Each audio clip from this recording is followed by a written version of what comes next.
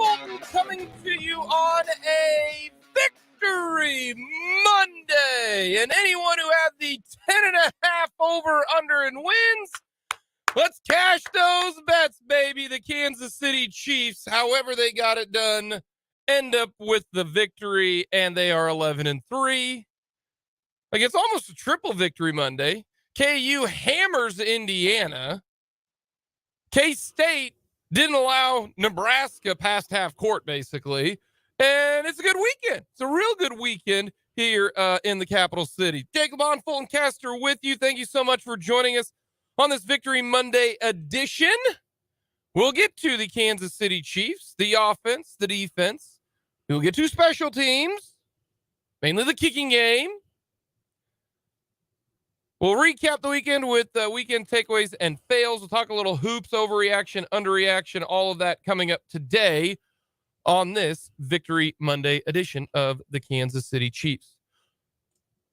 The game yesterday, and I want Chiefs fans to let me know, 785-272-9429. It's our Big O Tires text line, 785-272-9429. You can check us out on YouTube. Very simply, you can watch the show right on our website, 580wibw.com. So simple, so easy. But yesterday's game was the true definition of an ugly win. But how ugly was it? I don't think it was that ugly. All right? Because there were only two instances to me in that entire game. There's only two aspects that were awful. It was turnovers on the offense. Fulton, we didn't even make it into the second quarter before the Chiefs turned it over, right? I could have told you that was my number one key. I said, I could have told you that was going to happen. Please don't turn it over. Please. And Pacheco said, hold my beer. And then Juju Smith-Schuster said, yeah, my bad. But they turned it over. And then penalties. And the majority of the penalties were on the defensive side. And about half of them were real. I don't. And about half were fake. I'm not going to get into that. I will. I'm not yet. Because you got to expect that. I'm done dealing with bad calls on the Chiefs. You have to expect that. Look at just the rest of the NFL. In the game last night, Sunday Night Football, Giants Commanders. They call the play dead. It should have been a scoop and score for the Giants. But no, they keep the game going. Like, they're bad. The officials are bad. They're worse than the Chiefs defense. But low-key, the Chiefs defense was pretty actually good yesterday. But you expect that. You got to expect that. That's like you saying, oh, we're going to talk about it. I get it. You're frustrated. I'm frustrated too. We're in the same boat. But I look at it like this, right? What do I always say about cold weather in the state of Kansas? I say you cannot complain about cold weather in December, January, and February. Why? Because we live in Kansas. It gets cold in Kansas, okay? You can complain about it in November. You can complain about it in March and every other month. But those three, you live in Kansas. You have to understand it's going to get cold. It's going to get damn cold coming up on Thursday. Just accept it. You got to accept that the officials suck. They do. And the NFL, I can accept it, and I can also still call for accountability. Well, there's not going to be any accountability. I know. That's the thing. It's just the officials. And the NFL does not care about their officials. That's Otherwise, true. They would have done something 2, 3, 4, 5 years ago. So not to go off on you there. No, I understand you know what I mean? I understand your overall point. I am still always going to comment when the officials do a poor job. Yeah. It is a futile effort. It's probably better serving for my health to stop caring about it. But when the entire league's professional system for organizing their games and calling their rules sucks, I'm gonna constantly point it out. It's a problem. But I understand your overall point. And also, I will still abide by the rule of I will complain about it. It's still never the reason a team loses a game because it does balance out over time. Yeah. But the offense and defense played well. Yeah. I hope people understand that. Out of turnovers and penalties, the offense and the defense was very good. Look at raw total yardage for both sides. The Chiefs had 502 yards. Yeah, they did. but they had 2 fumbles. The Texans had 219 yards, but out of the 109 yards in penalties, I'm going to guess about 90 of that was on the Chiefs defense. When they don't get penalties, the Chiefs defense is good. You can't get penalties. You can't have turnovers. And then when it comes to the more in-depth statistics, the Chiefs' red zone defense, not good. Chiefs' red zone offense wasn't great. And then you got a missed PAT and a missed field goal. 2 turnovers, 102 yards in penalties, missed field goal PAT, 2 for 3 in the red zone, and you allowed a perfect in the red zone. Like that's good. That's incredible. The fact that they went to overtime in this game just proves how big turnovers are and penalties, because there's no way that the Kansas City Chiefs, who had arguably one of the greatest passing performances in the history of the NFL, and they ran for 189 yards. Turnovers were the reason why this game went to overtime, and a turnover was the reason why the Chiefs won this football game.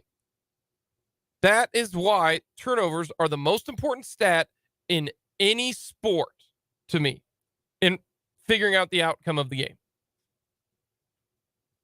To me, the Kansas City Chiefs were hurt by turnovers, Andy Reid not being aggressive, and Harrison Butker / the field goal unit, because we're going to talk about that coming up in the 2 o'clock hour.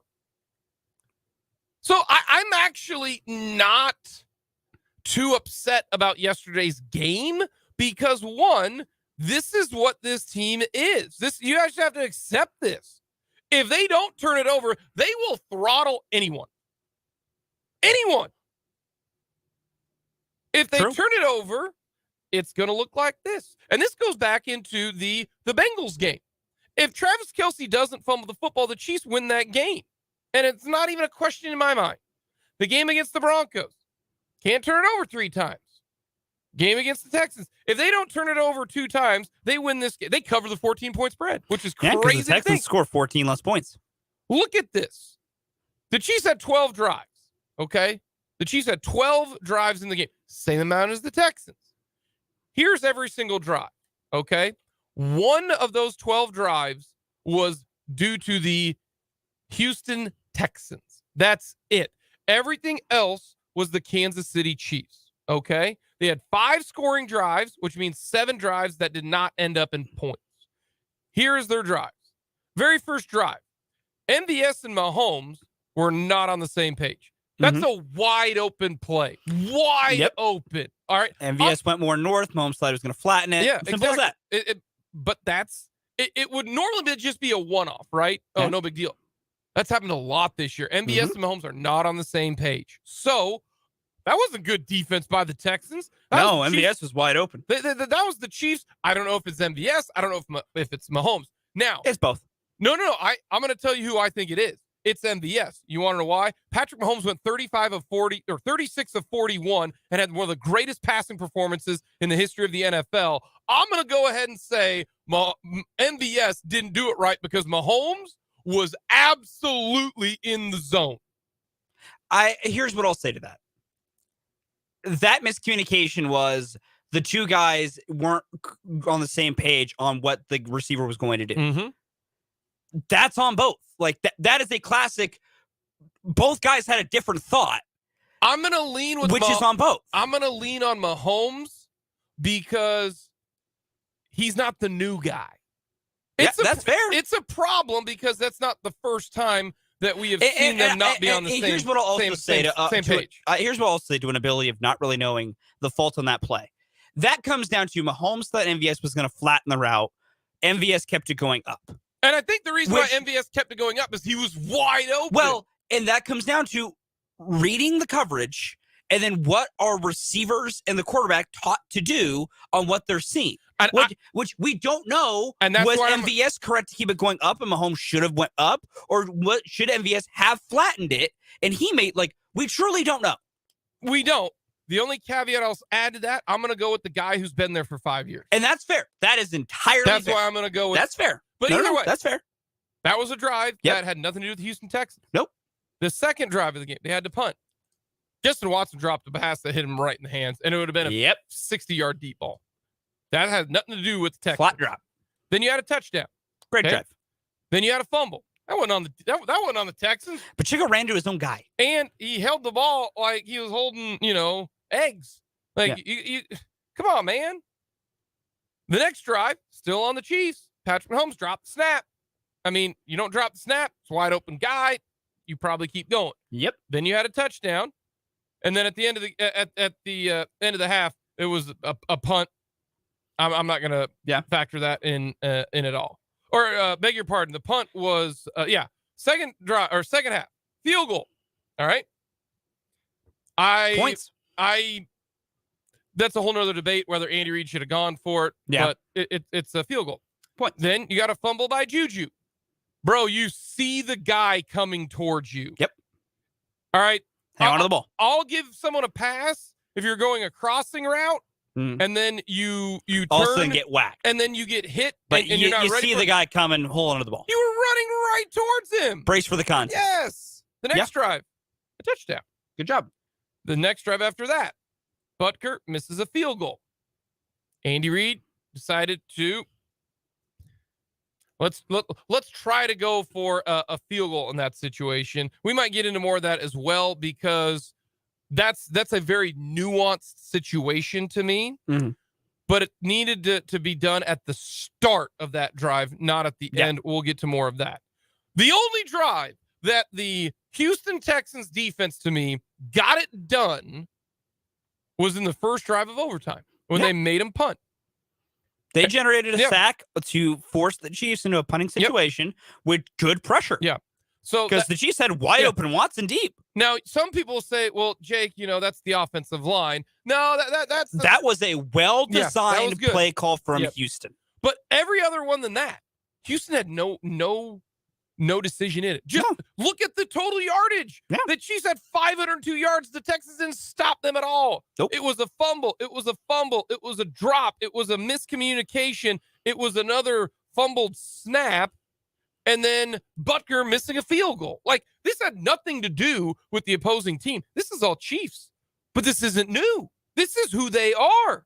Look at the game against the Broncos. They ran it all up and down the Bronco defense, except they had 3 interceptions. The Chiefs defense, same situation.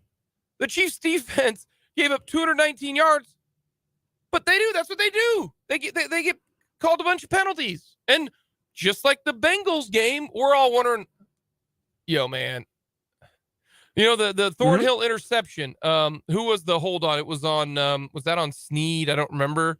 But they called a hold, and we're talking. That didn't exist. That is not a hold. Yeah. There were numerous ones yesterday. Mm-hmm. But the Chiefs get flagged a ton. They do.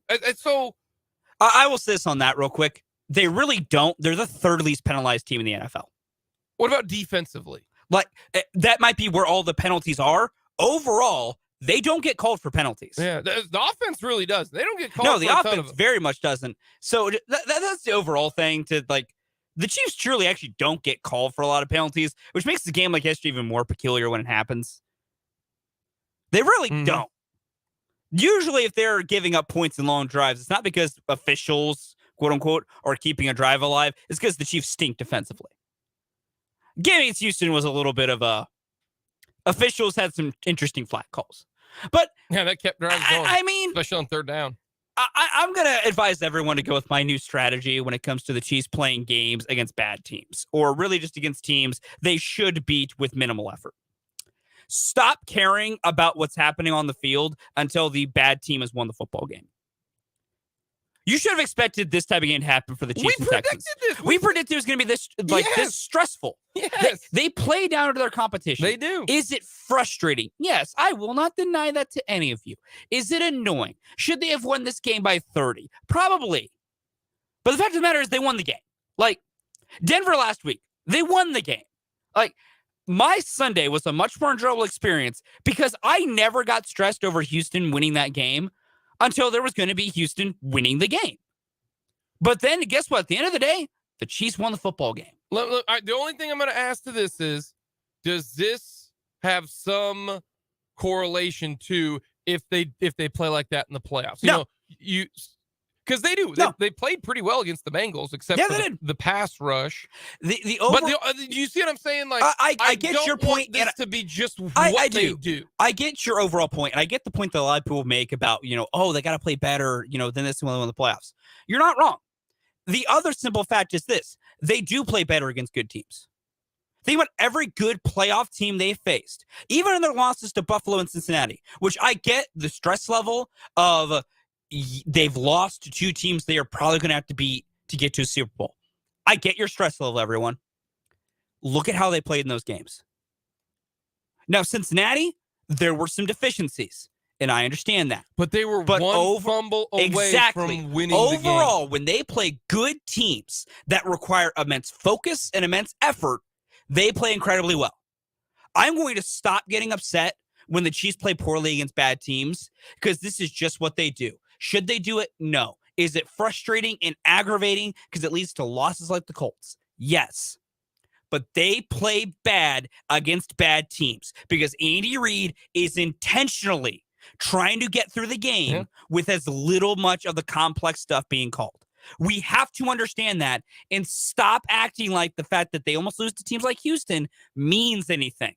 It doesn't. What it means is they don't take these teams seriously. That's what it means. From the Big O Tires text line, I'm about even on bets, but way ahead betting the Chiefs don't cover the spread. Never bet a team to cover a double-digit spread. Ever. The teams that the dogs that are down by double-digit points have covered, I believe, about 60% of the time in the NFL this season. Take the double-digit dogs. Stop taking double-digit favorites. The Chiefs will have to play much better if they want to win or if they want to be in the Super Bowl this year. They quite literally will. I don't know because you said this. You said this. The Chiefs will always turn it over, and I will the next time that they don't turn it over, I will believe them. Yes. So if you're telling me they're always going to turn it over, they will not play better. The Chiefs offense is the Chiefs offense. They move the football up and down the field like crazy, but they will always turn it over. So I don't know if they will play better. That's fair. I don't know. Coming up, we'll get to our weekend's takeaways and fails here on Mic'd Up.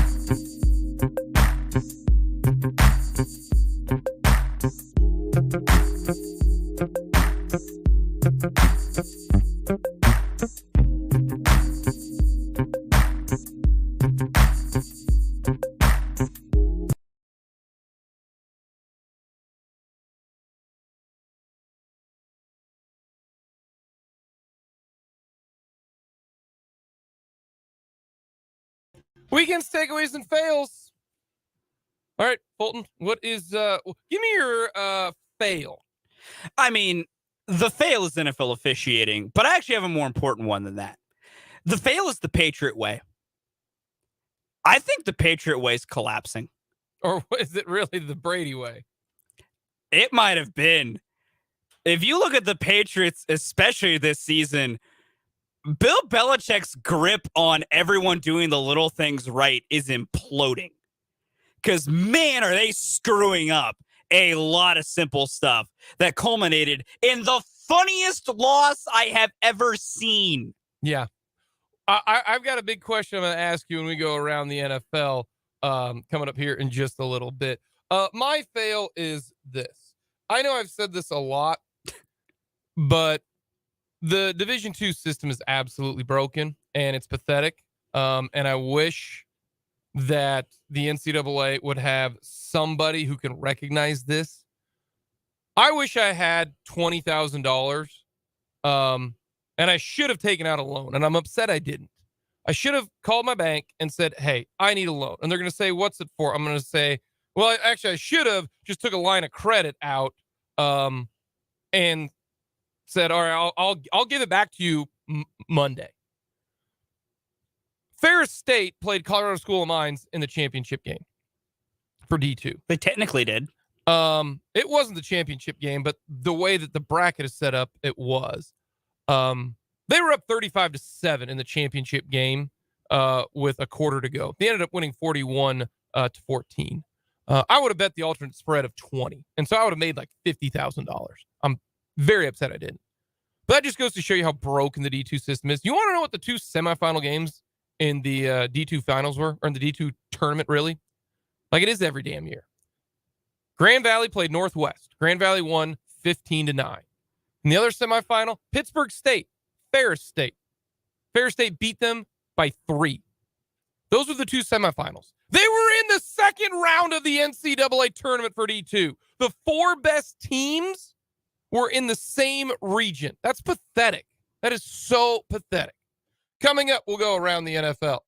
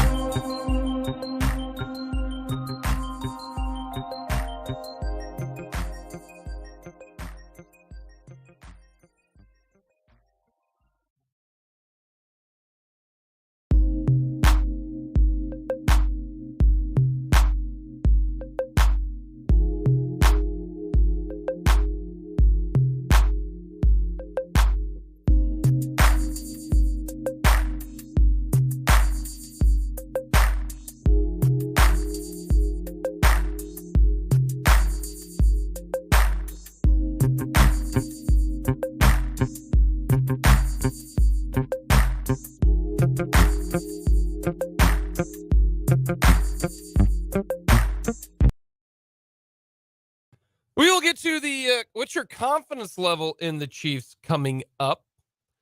Plus, we'll get to some hoops. KU, K-State. No Andy Reid today because the Chiefs play on Saturday. Little Christmas Eve football against the Seahawks. See, now when the Chiefs struggle in Seattle and then end up pulling out the win, you all can get all your stress out on Christmas Eve and then enjoy your Christmas Day. What's that look for? I think they're at Arrowhead, bro. Yeah, they are. You said Seattle, in Seattle. No, I said they play Seattle when they struggle against Seattle. I'm like 84% sure you said when they struggle in Seattle. That's why I said against. No, you said in. That's why well, then I misspoke. I know the game is at Arrowhead. Yeah, I know that. I was like, in Seattle. If I ended up using the word in, I did not mean to use the word in. I was like, wait a minute. That was a slip. Wait, wait a minute. Yeah, no, the game's at Arrowhead. Okay. Either way, my point still stands. You can get all your little frustration and angst, which I don't recommend you do, but you're probably going to have because I know how this fandom works. But you do it on Christmas Eve, and then you can enjoy Christmas Day. This is the difference between the Texans and the Broncos and then Seattle. Seattle is actually fighting for a playoff spot. Which, in theory, means the Chiefs are going to play harder and actually focus. Yeah. But they're not playing well at all. I mean, no. They can't run the ball, and their defense is a sieve. I mean, they've lost 4 of their last 5. They're not playing well. And their only win, they barely won against the Rams when the Rams started, I don't even remember his name. That should have been John Wolford starting that one. That John Wolford's the guy on the assembly line at the new Walmart distribution John Wolford's center. actually a Wake Forest graduate who is he actually started the game for the Rams against the Raiders don't before know Baker who Mayfield you took are, over. you're a nobody.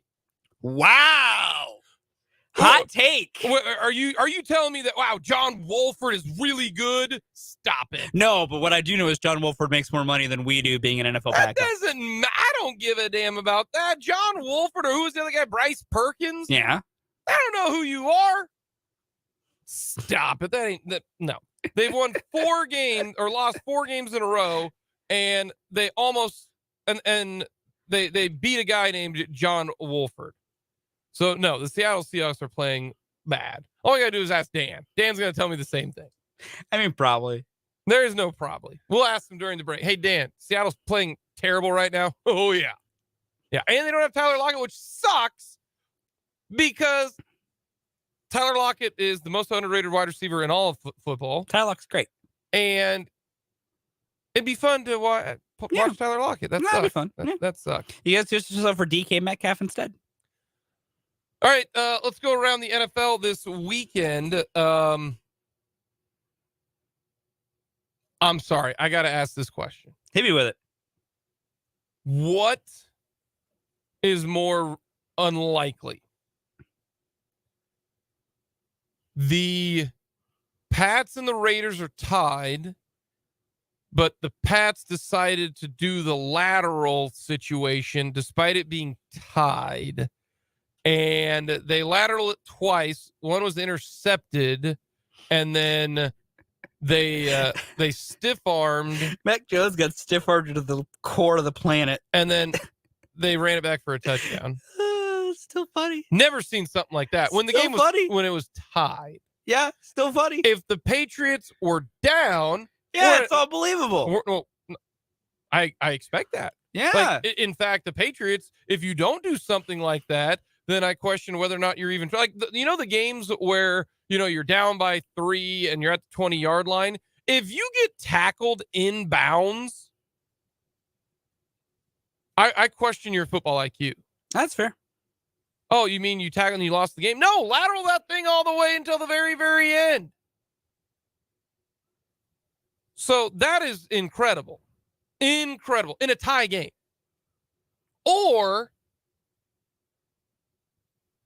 you're up 33-0 at the half and you lose. Quite literally, we've never seen that before. That's the greatest comeback in NFL history. We quite literally have never seen that. What is worse? They're both pretty bad. You have to choose. No, they're both awful. They're both horrible. They're both historically awful. So what is worse? So here's what I'm going to say. Man, it's actually hard to pick. I don't think it is. I don't think it is. What would you say? Oh, it's the Patriots doing the lateral. Yeah, that's where I lean because blowing a 33-0 lead, there were a lot of things you had to do wrong to get to the point of losing that game. But at the same time, there were numerous chances to get some stuff right. And it's just a larger snowball effect. All the Patriots had to do was take a knee. Or just go down. Like Ramondre Stevenson first is an idiot for lateraling it. Yeah. He's an idiot. And then Jacoby Myers is a bigger idiot. Yeah, just go down. You're gonna throw it back? Just go down.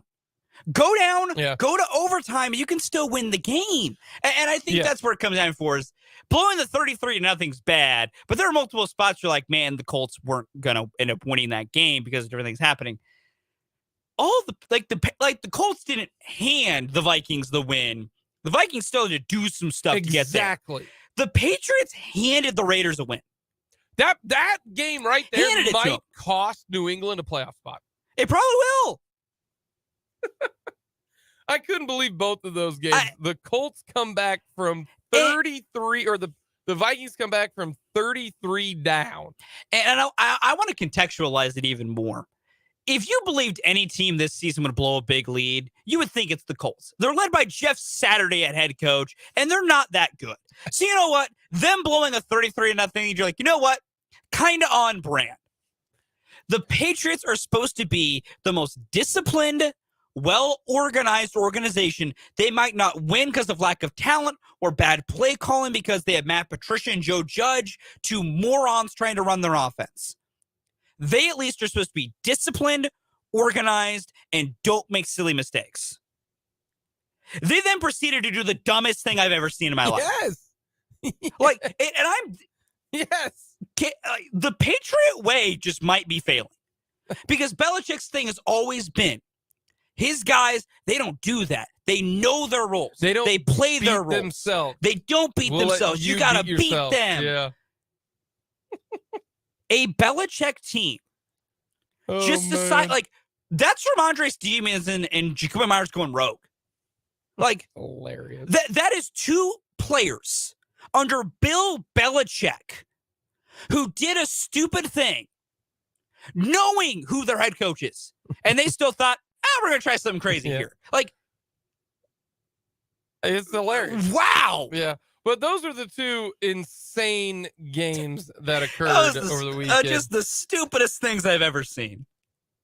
The most important game over the weekend did not go the Chiefs' way. It went the Buffalo Bills' way, as the Buffalo Bills scored a field goal with no time left on the clock to win 32-29. The Miami Dolphins were up 29-21. Yeah, they were. They gave up a touchdown and a 2-point conversion and then messed up their next drive, had to punt it, and then, I mean, it's the right call. And the Bills went 15 plays in 6 minutes and Beautiful work. And kick a field goal in the snow. And that one almost ended stupidly because Devin Singletary had a walk-in touchdown in a blizzard and decided to go down for a field goal in a blizzard. Yeah, that was dumb. That was almost stupid. Yeah. So many stupid games. That was close for the Chiefs getting back to the 1 seed. Yeah. But with 3 games to go, beg your pardon. The Bills still need to lose 1 time and the Chiefs have to win out. Now, here's where you feel maybe pretty good if you are the Kansas City Chiefs. The next 2 most important games for the Kansas City Chiefs, one happened on Saturday, and they got the win. They got the result they needed. They needed Cleveland to beat Baltimore. Yes, that's helpful. You needed Cleveland to beat Baltimore. That is very helpful. Because what you want is the Bengals to win the division. Yep. That's very helpful. In the perfect scenario, you want the Bengals to win the division. And right now, the Bengals are leading the division. They pounded the Bucks. The Bucks in the after they were down 17 to nothing. Yeah. And then the Patriots the Bucks collapsed. Yeah. So the Bengals beat the Bucks and they looked awesome in the second half. Yeah, they did. Cleveland beat Baltimore. So right now, this is setting up very, very good for the Chiefs because the Bengals' next game is against the Patriots. Patriots don't have an offense, so they're not going to win. The next game for the Buffalo Bills should be the Bears. Is the Bears. Borrowing the weirdest collapse ever. I will say this. The Bears' offense is actually pretty decent. Now that they know how to use Justin Fields properly, the Bears can score. But the Bears are one of the worst defenses in the NFL, so that's not going to happen. They should be fine. So what ends up, this is what you want. Yeah. You want the Bengals to beat the Bills, and it's in Cincinnati. That's and helpful. The Bengals have won 6 in a row. They are playing very well. That's what you need, because then if the Bengals beat the Bills, you are the 1 seed. The Bengals become the 2, and the Bills become the 3. So that avoids playing both of them. Yeah, as long as there's no really weird upsets with the wild card teams, you would play the 4 seeds. Right now it's Tennessee, which honestly, you would take that. You would take that with how Tennessee's playing football, which is being very poorly. They're playing football. Yep. You would take playing Tennessee at Arrowhead, and then you would have the Bills and Bengals play each other. One of them knocks out the other, and then you just got to beat one of them in an AFC Championship game that you are once again hosting at home. So that is it's setting the up well. Golden ticket. It's setting up well for the Kansas City Chiefs right now. They just need the Bills to lose 1 game and the Bengals to finish above the Ravens. That is the hope. That's the dream. Now, there were some other interesting results over the weekend.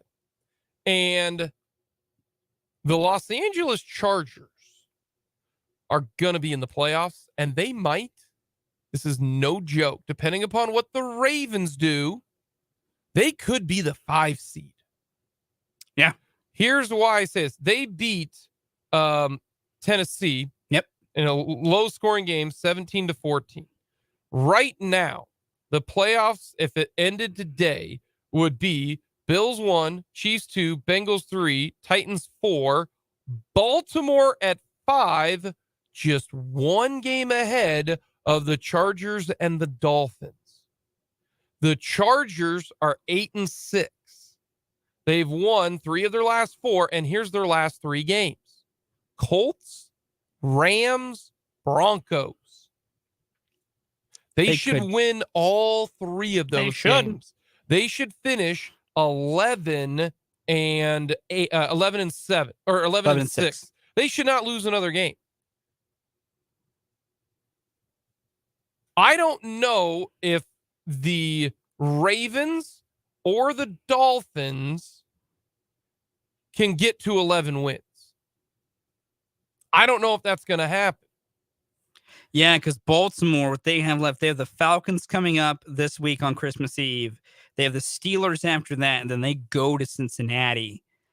They could get to 11 wins if they win these next two. I forgot about it. They're at 9 wins. You're correct. Yeah. But I will say this for Baltimore, it depends on if Lamar Jackson comes back. If they don't have Lamar, they can't play football. Nope. Tyler Huntley ain't it. That offense looked, it is not helped by the fact that, they have me playing wide receiver for them right now, wide receiver 1. But that offense can't do anything without Lamar. If they get Lamar back, I think they could win 2 games. I think they could finish 11-6, and they would probably, then we get into weird tiebreakers and depends on some other stuff. They could, be the 5 seed over LA. If they do not get Lamar back soon, I don't see them winning 2 of 3. Because they're not beating Cincinnati if Cincinnati's trying to win. Which, as of right now, that game is going to set up to be an AFC North championship game. Because I believe the Ravens already won the first matchup this year. They did. So that matchup is being, the Bengals are probably going to try because they're going to need to win their division. Yep. So but shout out the Chargers. They're somehow still in this thing. So we'll see if they don't make the playoffs, they went full Charger again. If they can't win the go into the playoffs with the schedule they have left against 3, not just bad teams, 3 bad offenses. In the Colts, the Rams, and the Broncos. Those are 3 teams that defensively, they're better than you think. So, the Chargers will have to put some effort to try and score. But that is 3 offenses you should not have trouble holding down. The Colts, yes, they scored in the 30s against Minnesota. That's also because about 1 million defensive and special team scores. Their offense was still flaming hot garbage. The Rams are probably going to keep starting Baker Mayfield the rest of the way, but the guy's still learning how to play football in that offense, and they have no skill players. And then we know how bad the Broncos are. Yeah. From the Big O Tires text line, probably more likely that the Chargers or Ravens. I don't see the Tennessee Titans beating either of them, even at home or on the road. That's exactly right. I agree with that texter from the 785. You would still take that. You want to get to the 5 seed. That's important because honestly, the 5 seed in both divisions is what you want as the wild card. You got to fight for that 5th seed because whoever plays the Bucks or the Carolina Panthers, but they're now back down by 2 games. No, they're still back down by 1. Everyone lost in the South except for the Saints. Yeah, so which means the Saints are now in the hunt too. Because the Dallas Cowboys play that team. That's who Dallas is going to play because they'll have the best record. They'll probably have the 5 seed as a wild card. Same thing. You want to play the Tennessee Titans. They're not any good. Yeah. If you're the Dolphins, if you're the Chargers, if you are the Ravens or however it is, you want that 5 because you want to play Tennessee. Seed. You want to play Tennessee. And trust me, Nashville doesn't have a home field advantage type of situation. No. And then that winner will play the 1 seed. Will probably play the 1 seed. Probably Kansas City the way things are shaping out, but might be Buffalo. Yeah. Still technically can be Cincinnati if things get real buck wild. Yeah, you bet.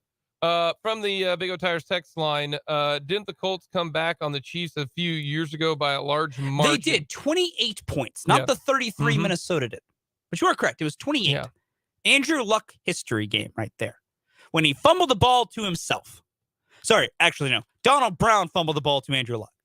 And he grabbed it and hopped in. Yes, he did. It was one of the most painful things I've ever watched in my life. The funny thing is that Matt Ryan is involved in 2 of the worst.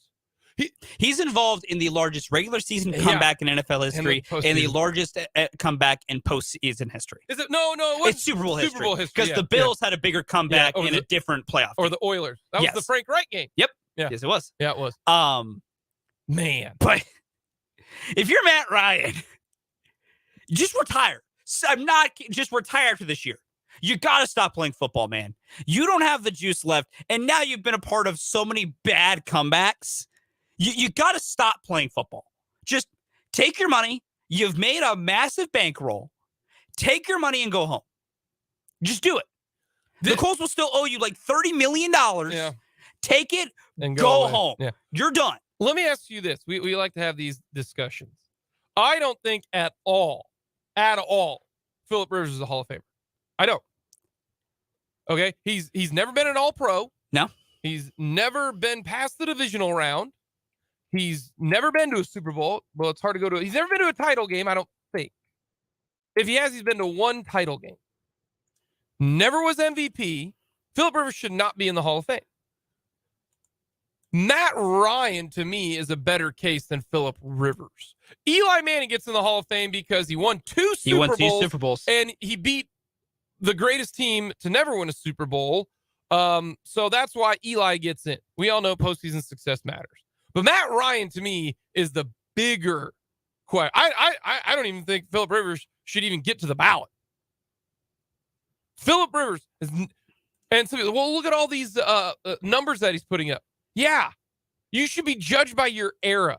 Well, he's got more passing yards and touchdowns than Terry Bradshaw. Congratulations. Terry Bradshaw played in an era where you didn't throw the football. Exactly. That's why you can't judge eras. You got to go with who you played against. Philip Rivers, I don't even think was a second team All-Pro. I'm looking at his numbers right now. It does not look like he was ever even a second team All-Pro.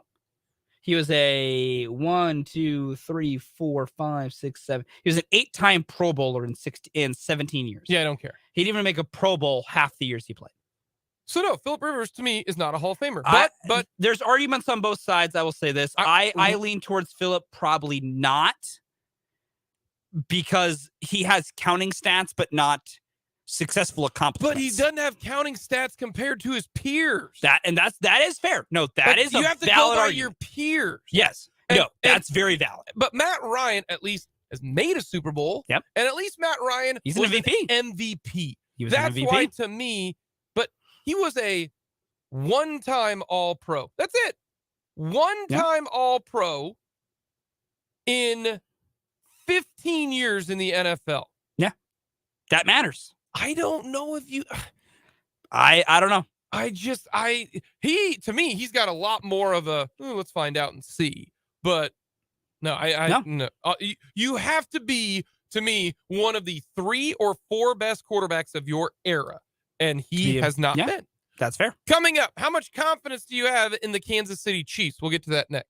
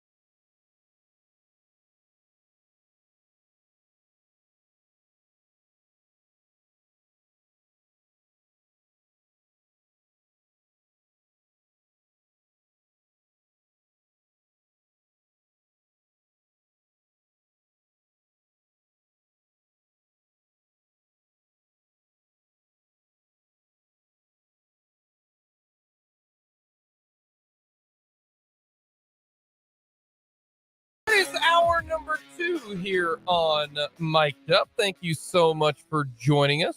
Jake Lamont along with Fulton Caster on this Victory Monday. Hit us up on our Big O Tires text line, 785-272-9429. We'd love to get your thoughts. Check us out on our YouTube page. If you want to watch the show, very simple, very easy. Go to our website, 580wibw.com. It's right smack dab in the middle. Wave to the people, Fulton. You didn't wave. Wave to the people, Fulton. So you can watch it if you'd like, and it can be on in the background. You can always check out all of our instant reactions, our recaps, everything up on our YouTube page. Go to 580 WIBW. Sports on 580 is our YouTube page. Very simple, very easy. Check us out on YouTube as well as on Twitter at Sports on 580. Very simple, very easy to get to. We will get to Everyone Loves the List today. Christmas desserts. If you have pumpkin pie at Christmas,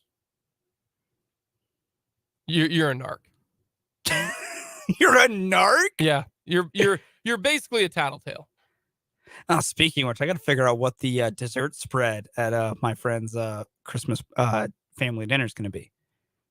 My best friend in the world, I go to his family's Christmas dinner. They invited me. I'm basically family to them at this point. Yeah, everybody's got one of those. But he is a has won ribbons at state fairs for baking level of a great baker. Oh, nice. It makes great pies. Okay, I'm gonna and be everything's very from scratch. All right, how much you're bragging right now? If you don't bring some of it back, I'll see what I can do. I'll make some calls.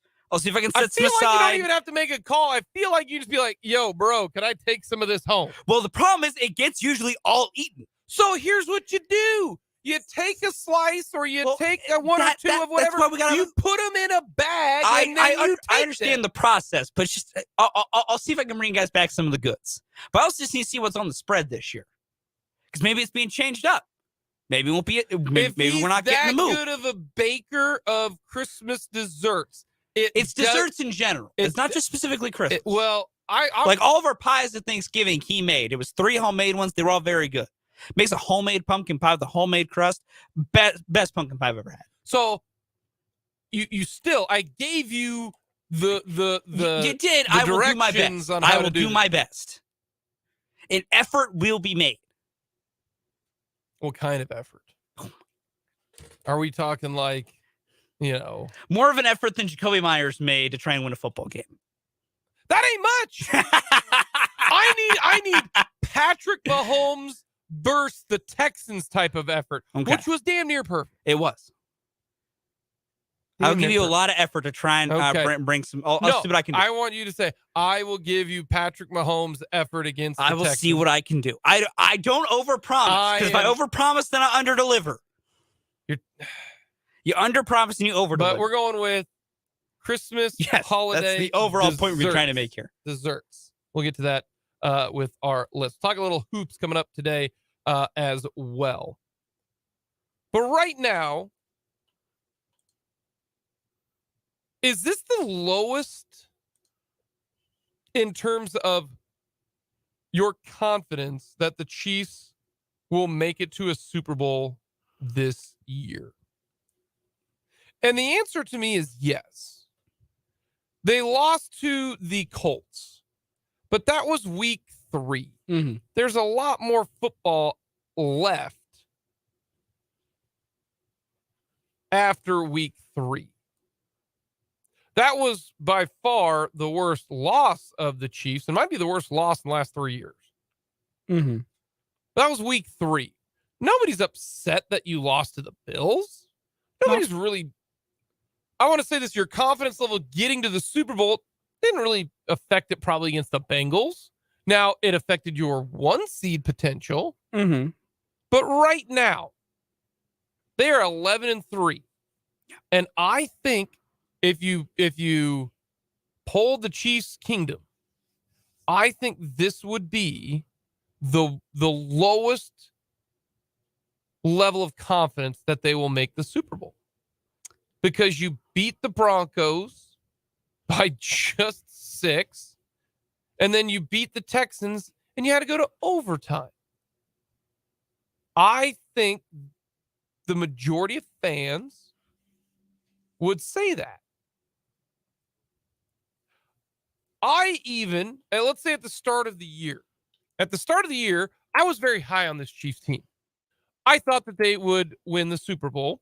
I thought they would at least get to the Super Bowl and, if nothing else, play in the AFC title game. Okay? Because I was very high on this Chiefs offense. I said Juju's going to be better than what people think. And I think Kelsey's going to be still really, really good. And I was much higher on their offensive line. Mm-hmm.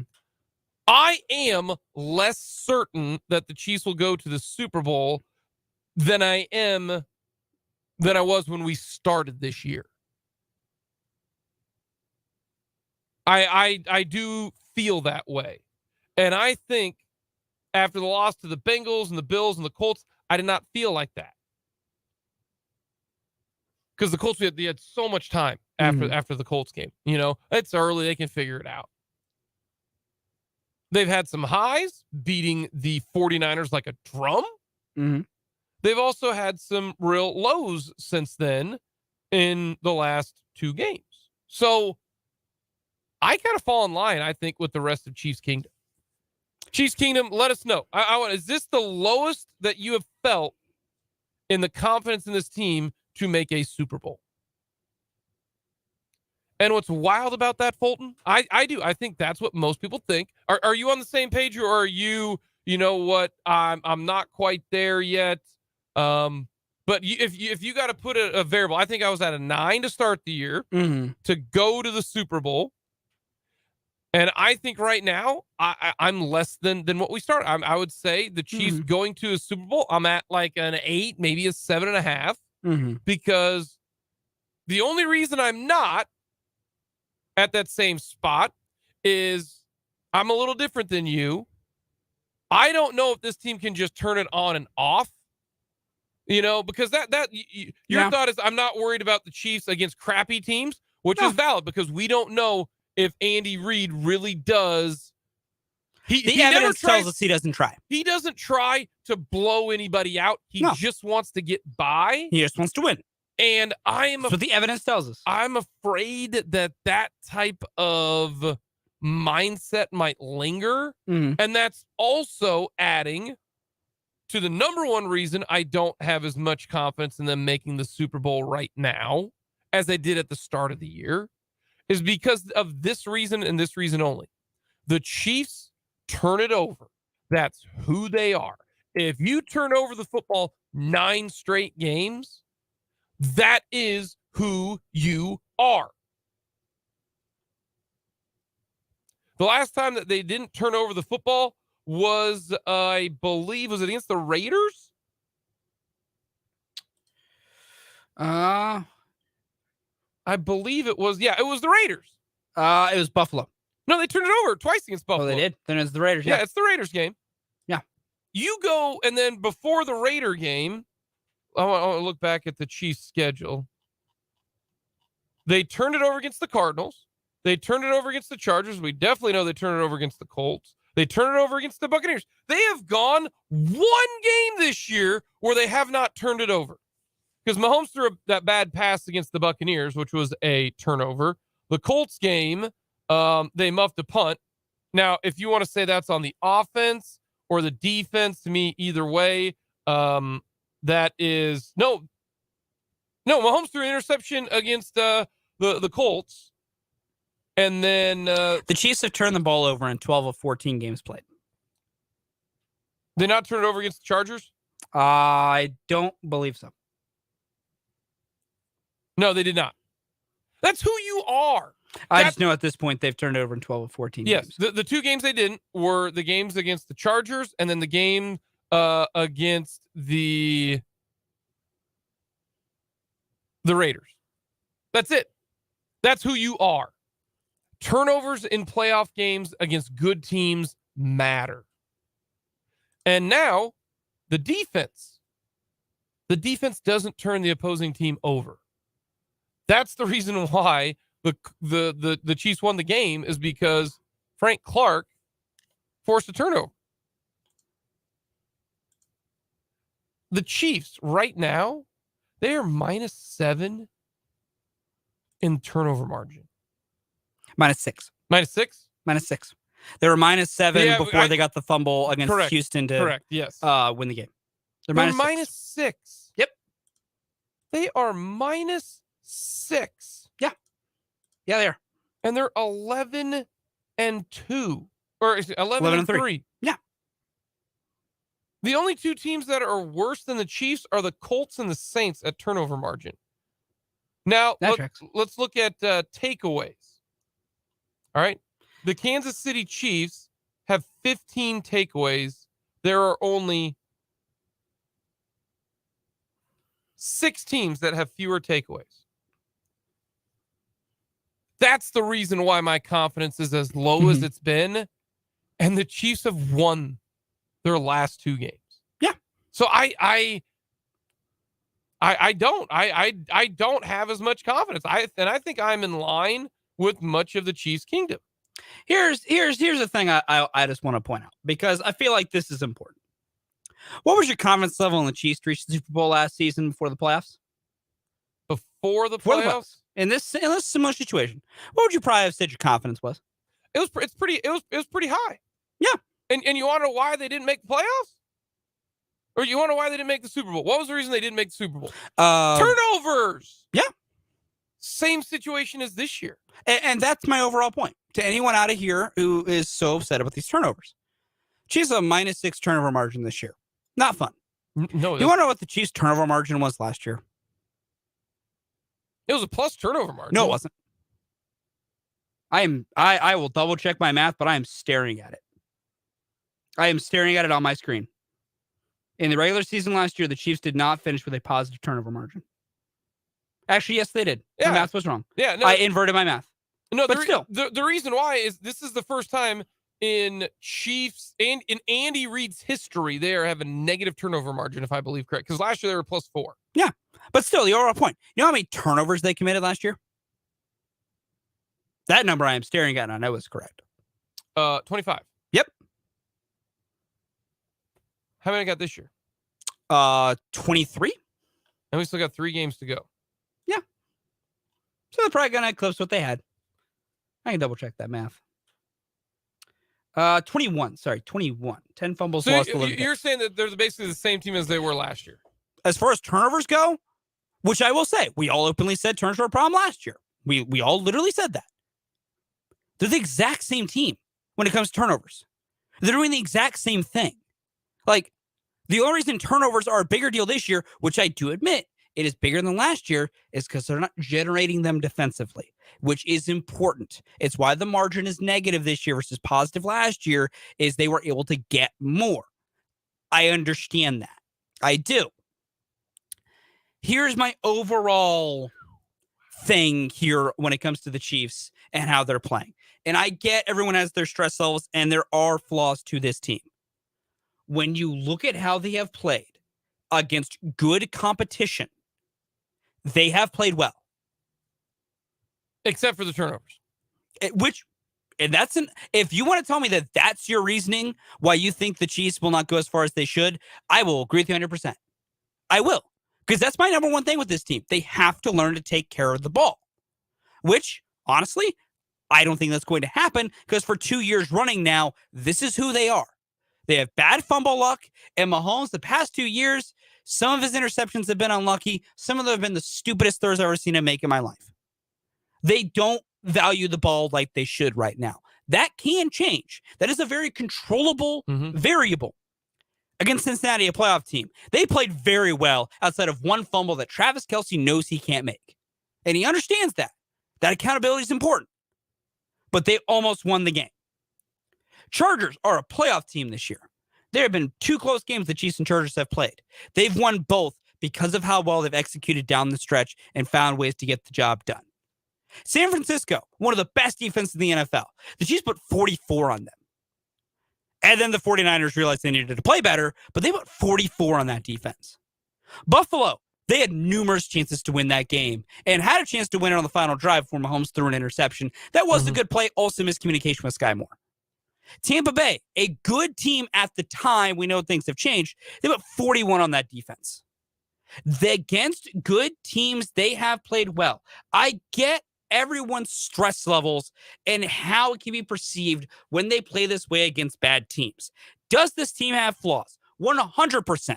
The pass rush isn't consistent. They turn the ball over more than they should. And my Lord, they can't tackle. Definitely. Which is one of my biggest pains. But look at every team that they are set to face and have to beat. They can beat them. I get that they've lost to Cincinnati and Buffalo this year. They have. But when you watch those games, those are winnable football games. But they haven't won. They've won one big game in the last 2 years. They've won one big game. They beat the Bills. Yeah, they did in the playoff game. They did. Wildest playoff game. The reason why I'm not as confident going to the Super Bowl last year as I am this year because of the turnovers, because of the defense. And the defense, how many turnovers do you think the Chiefs forced last year? They forced 29. 29. That's a lot. Yeah, it makes up for all the ones they had. They ain't getting them this year. No. So which means they need to value the ball more. That's why I don't have as much confidence. And I think a lot of people are probably in the same For boat. me, when a team's issues, majority of them are things you can fix yourself because they're self-inflicted, I personally maintain a level of confidence if I have faith in the players and coaching staff to fix their own flaws. But they haven't this year. I mean, they haven't fixed the turnovers. They haven't. And I don't think at this point in time, I don't know if you can. You've turned it over in 12 of 14 games. That's who you are. It's who you are going back to last year. Your offensive line is not as good as we all thought. But their ceiling is what matters when you evaluate the offensive line. I don't blame. I had a game where he's just chilling out there. That's what makes last night's or yesterday's performance just bonkers. And because he was under pressure a ton. And I don't blame anyone that is stressed or does think it's in a bad spot. I understand the thoughts. My overarching point is this is very similar how they were last year, and they were their own self-inflicted implosion from a Super Bowl. Last thing we'll get here, and I agree with this. Merry Christmas, guys. You too as well to the 316. And he's not going to show his bag of plays that teams don't see until the playoffs against teams like Houston and Denver. Keep up with the great show. We have said that. You and I have both been on the same train. He coasts against bad teams. He doesn't do that, and he has told us before. He's all but admitted it. He definitely has. So that is the one pause I do have a little bit with this Chiefs team. Coming up next, we've got our Everyone Loves the List.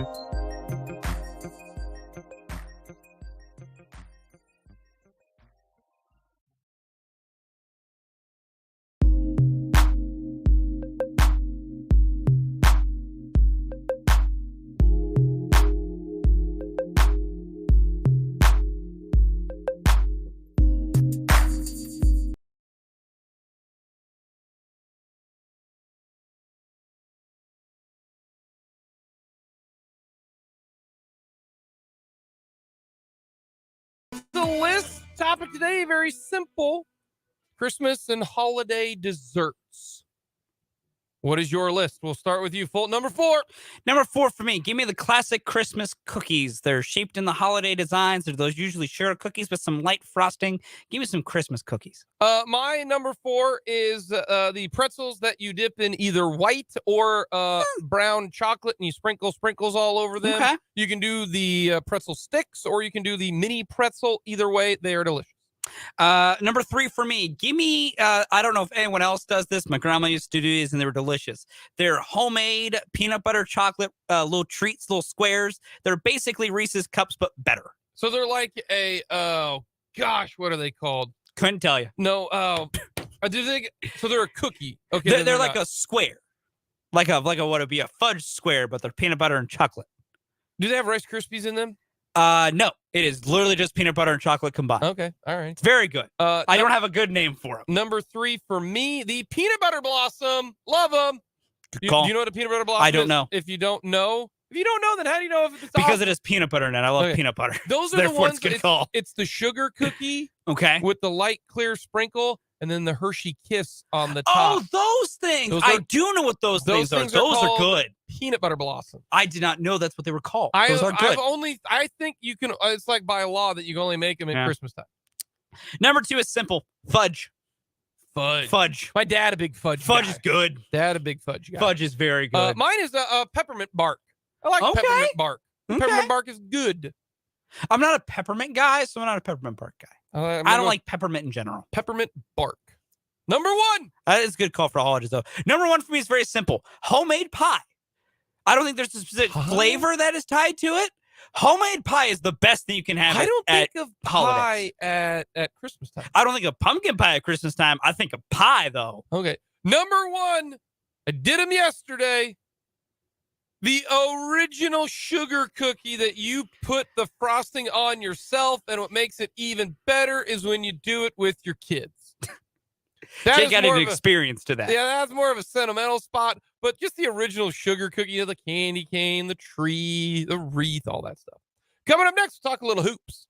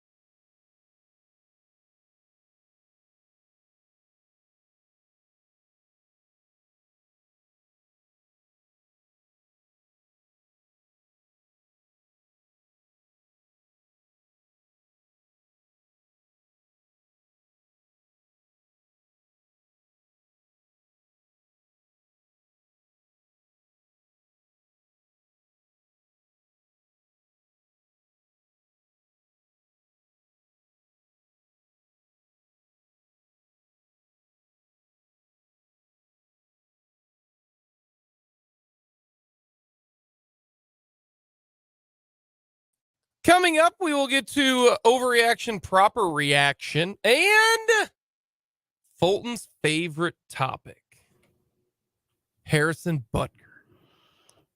And maybe I feel like just like I'm a man. Like, how much of Game of Thrones have you watched? I watched the whole thing. Okay, you know the one episode where it's Jon Snow versus that one guy who's a real jerk, and there's that very good like shot. Every scene. I know.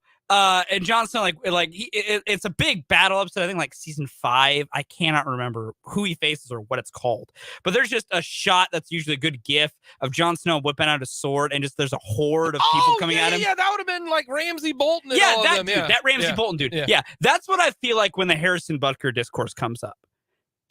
Is that I'm just like, oh, you unsheathed I'm your just like, sword, all right, like, I guess I'm just ready. against the wall of people. It's because me against this, the entire Chiefs kingdom. I really feel like it's, which I openly that admitted. is a great comparison. When he missed the 51-yarder to avoid overtime, I have to admit, even I was like, man, even I'm being tested on my allegiances here after that one. That's interesting.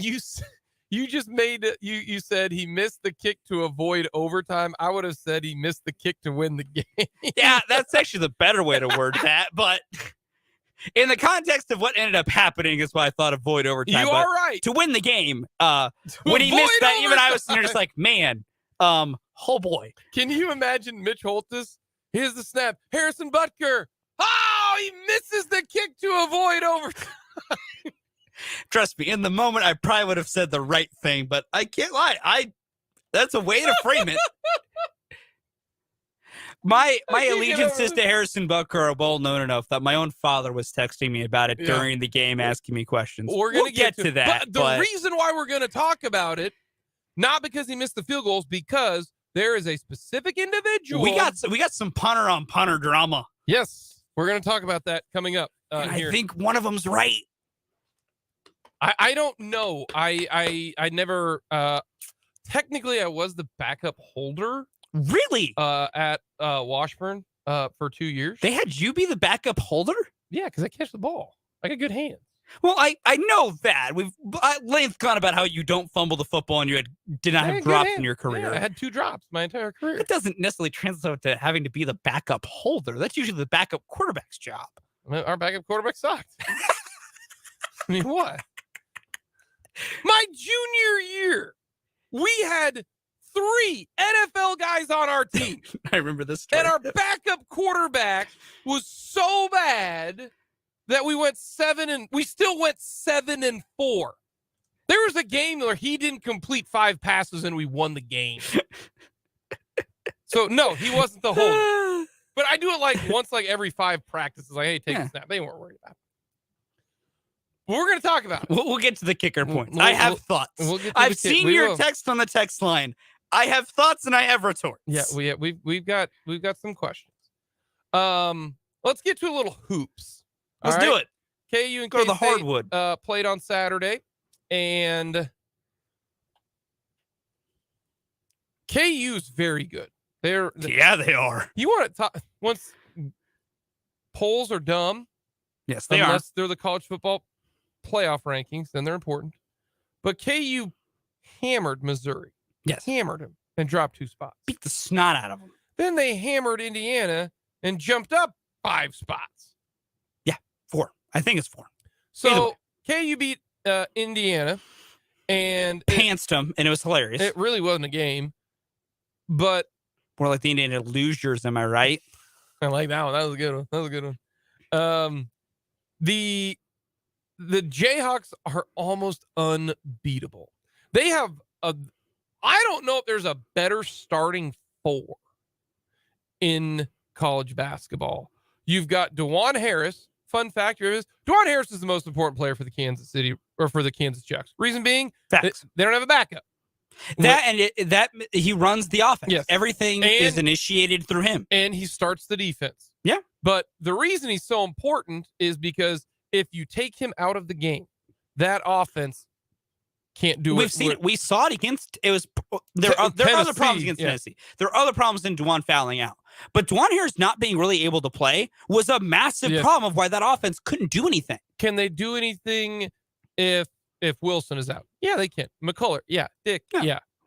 Like those four, now you can't have two of those four out. Then you're in real trouble. Real problems. But, Grady Dick, McCullough, and Jalen Wilson. Jalen Wilson's the second most important player. Then I would put Grady Dick and then fourth, McCullough.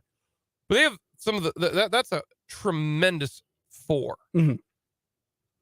If KU, all they need is to get production, and not production, just help from assistance from the five, from three other people.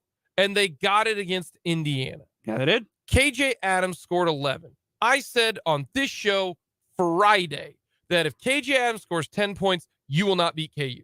Or you won't. You won't beat him. You will not beat KU Okay. if KJ Adams gets into double figures. And he got 11. Yeah, he did. Zuby got 8. That's really helpful. Okay. And then Pettiford got 10. Yeah. They scored 29 points from KJ Adams, Zuby, and Pettiford. Yeah. If you get 29 points from those four, and you get your normal those contributions from the other starting four, you don't even need normal contributions. You can have an off day from Grady Dick or from Jalen Wilson or from Kevin McCullough, because an off day for them is still probably going to be like 8 points. Okay. Fair. You're not KJ. That's 29 points. I don't count Cam Martin's 3-pointer at the end because that doesn't count. That's still funny. That's like somebody. It's still funny. That was like the Cardinals scoring a touchdown late against the Chiefs. They don't count. It's still funny. But 29 points from Adams, Zuby, and Pettiford. It's huge. They beat Indiana by 20. And Indiana's not a slouch team. Like, they have a not great loss when they lost to Nebraska. I think Nebraska. No, they beat Nebraska. I think Nebraska, or not Nebraska. I think Indiana shouldn't have been ranked 14th. I think that was that's too high to me from Indiana. Rutgers, that's who they lost to. That's the team that I was thinking, not Nebraska. They destroyed Nebraska. Because Indiana, after the game, I mean, I don't think, I think they were overseeded. I think they're like I think they're like 2021 for me. But man, KU just hammered them. They got and 29 points. But this is the best game of the year for the Jayhawks if you go by what they've done. Smacking a Hoosier team. Smacking them. It's not even close. So I thought that was a great effort. And then everybody did what you thought they were going to do. I mean, it was pretty simple. 11 from Wilson, and if you want to say he had an off day, still scored 11. That's what you get 29 from those guys. Yeah. Dick with 20, Harris with the double 10 and 10, McCullough with a double 11 and 11. McCullough played great defense. One of the guys technically did have an off day in Jalen Wilson, and they still won by 20. Technically 22. I will say this as well, to just how well KU's really turned to play and come together. I know this hasn't been against the greatest competition. When they left the Bahamas after losing to Tennessee, that was a tough loss against a very good Tennessee team, and there were questions about KU. Do you want to know what their closest win since coming back stateside has been? 13. 22 against Indiana. That is their smallest margin of victory since the Tennessee loss. Who's Tennessee lose? Who they lost? They lost to Colorado? What? Yeah, Tennessee lost to Colorado. I mean, losing to Arizona is a legit loss. No, that's a very legit loss. Arizona's really good. But no, KU's smallest win since coming back stateside from Thanksgiving is 22 points. Now they haven't, and you can make comments about quality. They played Texas Southern. They ain't played nobody, pal. They've played Texas Southern. They've played Seton Hall. They've played Missouri. And now they've played Indiana. And Indiana is the best team of those four that they have faced. They ain't played nobody, pal. But this is what good teams are supposed to do, though. And we talk about this all the time. Good teams should beat the snot out of bad teams, especially in college basketball. Yeah, I'm with you on that. And that's what they do. Let's move to the Cats. Speaking of a team beating the snot out of another team, the Cats did what they were supposed to do. You knew this was going to be a hard game for Nebraska because their offense is bad. It's not great. And K-State's defense is pretty good. It is their strength. And so that's how you hold a team to 51 points. You should win every single game. I don't care at any level in college men's basketball. If the opposing team scores 51, you should win every single game. And that's what occurred. But Keontae Johnson is so good. Is honestly playing like an All-American. Yeah, he is. He's the second best player in the Big 12 because Jalen Wilson is right now having the better year. But Keontae Johnson should be, I don't know if college basketball has a comeback player of the year. He should get it. This is what he's doing right now in the first 11 games of the year. He is second in the Big 12 in scoring behind Jalen Wilson at 19 points per game. He is number 6th in the Big 12 in rebounding. He is first in field goal percentage. Folks, he's a guard / forward. Normally, field goal percentage are for guys like Azubuike. Yeah, Doak, when you're dunking 70% exactly. of your shots. He's number 1 in field goal percentage at 60% from the field. Yeah. He's not ranked in three-point shooting because he hasn't shot enough of them. Yeah. He's shooting 51% from 3. He's 17 of 33 from deep. And he's a forward because he's, 6th in rebounding. Right now, if you had to choose between who's most important, the MVP of the Big 12, it's Keontae Johnson. Yeah, he is the engine that makes K-State go. If K-State doesn't have Keontae Johnson, they're 500. Yeah, because he has been so consistent. The fact that he's shooting 60%, 51% from 3 over an 11-game span. That's really good. Banana land. Yeah. It really, really is. We talk about Grady Dick being just an amazing three-point shooter, right? Oh my gosh, he's got that quick release. It looks so good. Holy cow, Grady Dick can really shoot the 3. Do you know what Grady Dick is shooting the 3 at? Not as good as Keontae Johnson. Now Grady Dick is shooting at 40. Grady is shooting it at a higher volume. Yeah, 48%. But that just goes really to show you, we talk about Grady Dick being such a great shooter. Well, you don't talk about that by Keontae Johnson. We talk about Keontae Johnson being a great athlete, good defender. But Keontae Johnson, he's done. He's playing so well, which is so great to see. After all his health issues and things he had going on, it is so great to see how well Keontae's playing. But yeah, he is easily the MVP of the Big 12 because, as you know, Jalen Wilson has some better counting stats, and I love Jay Will. Keontae's more important to his team than Jay Will is to KU. Correct. Because if KU doesn't have Jay Will, they can find a way to get some things done. Well, they kind of did against Indiana. Honestly, they really did. He went 4 of 18. Keontae, without Keontae Johnson, I don't know what K-State does because we talked about they probably are 5-5 or 4-6. It's not great. But what we talked about this a lot, and it's not perfect, and Keontae Johnson is not, infallible in this area. But we discussed a lot. We knew K-State was going to defend well, and we know K-State can run in transition. It's what is in late and shot clock situations when things are going well. Does K-State have a guy who can just go get a bucket? They do. They got Keontae Johnson. Now, even at times, he has struggled to go get the bucket. K-State showed their fatal flaw against Nebraska when Nebraska made it close, that if K-State isn't running and they're stuck in a half-court game, you can beat the Cats. Because, man, that half-court offense can get stuck. It really can. But when he's on, you have a guy you at least trust to try and go get you a bucket in Keontae Johnson. Marquise Noel has done a lot of nice things for this K-State team, and he has played better than what I expected.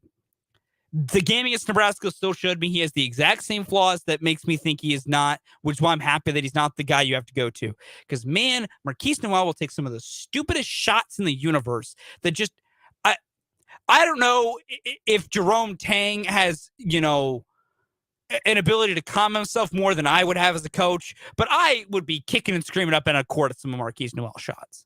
There was a shot against Nebraska where early in the shot clock, that man, kind of crosses it back and then shoots a logo 3 early in the shot clock for no reason whatsoever, and it was Brick City.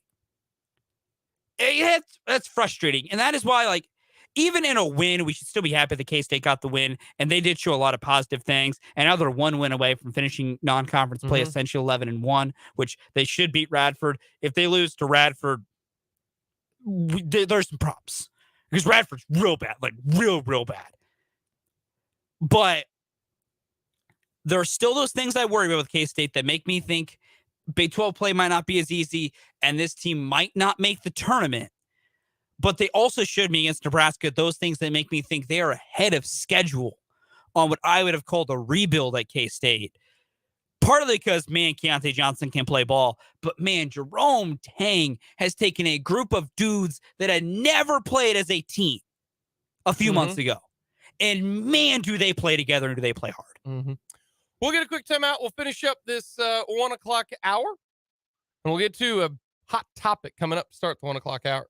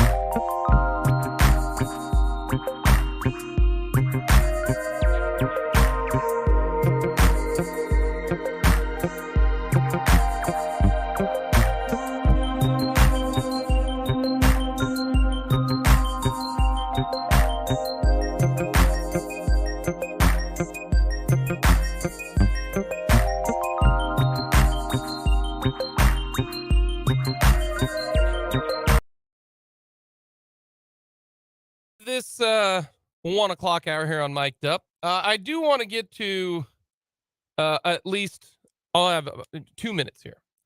The World Cup final might have been the greatest soccer game ever played. That was awesome. Kylian Mbappe is unbelievable. He scored 3 goals. He got a hat trick, and his team lost. But he got his team to PKs. Messi is the greatest soccer player to ever play. Because he scores goals and he is crazy good with assists as well. He now has he's won the Golden Ball 2 times. That's the best player in the World Cup. Nobody's ever done that. He's incredible. But my goodness, does the World Cup mean so much to everyone but the United States. Photos of Buenos Aires in Argentina are laughable. It's like the Royals and the Chiefs parade multiplied by 50. No joke, 50. Mm-hmm. But also the people. Andres Cantor, he's the guy who yells out, "Goal!" For like 85 seconds. He is born and raised in Argentina. Listen to this call. You can't see it because he's crying the entire time. But this is Andres Cantor on the PK that gave them the win. Va Montiel! Montiel! No!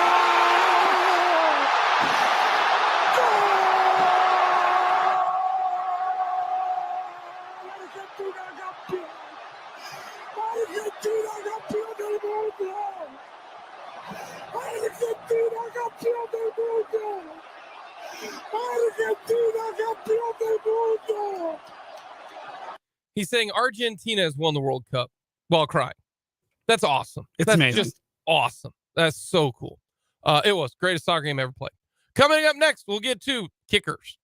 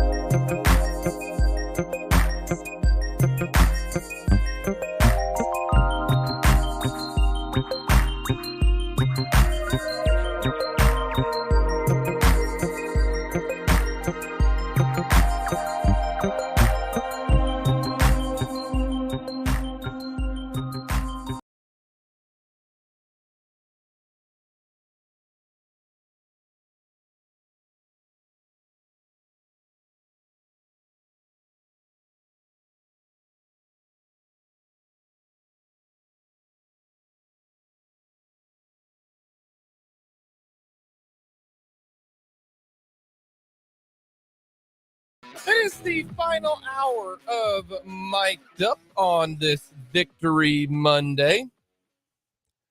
Thank you so much for tagging along and joining us on this cold Monday. But it's going to get colder. You're going to have to I'm going to actually have to wear a coat places now. Normally I just wear the quarter zip and run from my car into the office. But now I think you got to drive with the coat on here coming up a little bit. We will get to plenty this hour. We have overreaction, proper reaction. I'll talk a little bit more of the Chiefs, maybe a little bit more positive side of things for the Chiefs. But man, there is nothing that gets people excited and more confrontational, more back and forth than kickers. We're going to get to that. Hit us up on our Big O Tires text line, and we got a lot of people talking, kicking in our Big O Tires text line. We're going to get to most of them. People got thoughts. They've got opinions. From the Big O Tires text line, penalties will make or break us. There's something to that. There really is. Hit us up on our YouTube page. You can watch us on our website, 580wibw.com. Very simple, very easy if you want to follow along. You can go to our YouTube page as well, Sports on 580. But we're going to get to the kicking aspect of it. Harrison Butker, he missed 2 kicks yesterday. Harrison Butker is it's a topic that is much like the backup quarterback. Put in the backup quarterback. He's better. All right. No, he's not. He's not better. 98% of the time, he's not better. All right. And the reason why he's not better is because the starter, if he's a competent starter, well, for example, Carson Wentz is not a competent starter. So, yes, No. the backup is better. But if you've got a competent starter, stop wanting the backup. That's what kickers are. Okay. So Harrison Butker right now in the year 2022, his extra points are at 90. All right. 90. He's missed 3 extra points. He did have a worse year kicking extra points by a 0.5% in 2020. That was his worst year kicking extra points. Field goals. This is his worst year kicking field goals, and it's not close. His rookie year, 90%. Second year, 89%. Third year, 90%. 92 in 2020. That was the year where he'll miss the extra point, but make everything else. Last year, he was at 89%. This year, he's at 76%. He's missed a career high 5 kicks. Some of that is because of an ankle injury. Some of that is because he has not kicked well. So when Butker missed the PAT, that was very the reaction was, that's Harrison Butker. And then he missed the game. Well, no, he missed the kick to avoid overtime. That is what Fulton told me earlier today. He missed the kick to win the game. He missed the game winner. Yeah, he did. All right, he missed the game winner. He did. Multiple things can be true at the same time. Can I not be as confident in Harrison Butker? Yes. Is there someone that can be better than Harrison Butker? That guy, if he was better, he'd be already on a team kicking. So no, I don't think that's the fact. Is Harrison Butker worth what the Chiefs are going to pay him? No. All 3 of those are true, and you can have that opinion. Am I as confident in Harrison Butker? No, I think this is the shakiest Harrison Butker's ever been, and the numbers back it up. Just watching him, the PAT wasn't even close. Neither really was the game winner. But the PAT was awful. I mean, he duck hooked that puppy. I mean, you know what that's like. It's my golf game. Yeah. I mean, he pull, hook, tug. That was bad. That one's, off the foot. Yes. And you're just like, oh, boy. Yes. Yeah. And some people are like, Butker is a problem. Butker is a problem. Large amount of those. My timeline was filled with that. Do I agree that is he approaching a problem? It's getting really close to me admitting it's a problem. What are you going to do? Are you going to bring back in Amendola? Laughable. Are you going to bring back in Matthew Wright? He's kicking for someone else right now. Like you're not, and some people are like, well, look at Matthew Wright because he's kicking for the Steelers, I believe. I think so. They should have never let Matthew Wright go. You're telling me when Butker got hurt, and he got hurt before he attempted any field goal, that you are going to have the foresight to cut Harrison Butker, who had never had a season below 89% from kicking field goals. And he has made 24 field goals or more in every year. No. You weren't going to keep Matthew Wright. I'm sorry. You weren't going to do it. No coach, no GM, no special teams coach is going to do that. All right? Be real. you weren't going to get rid of him. But do I have as much confidence in Butker? No, I don't. Where else are you going to go? What else are you going to do? Are you going to start, and I understand you're frustrated because I am too. Let's see, from the 402.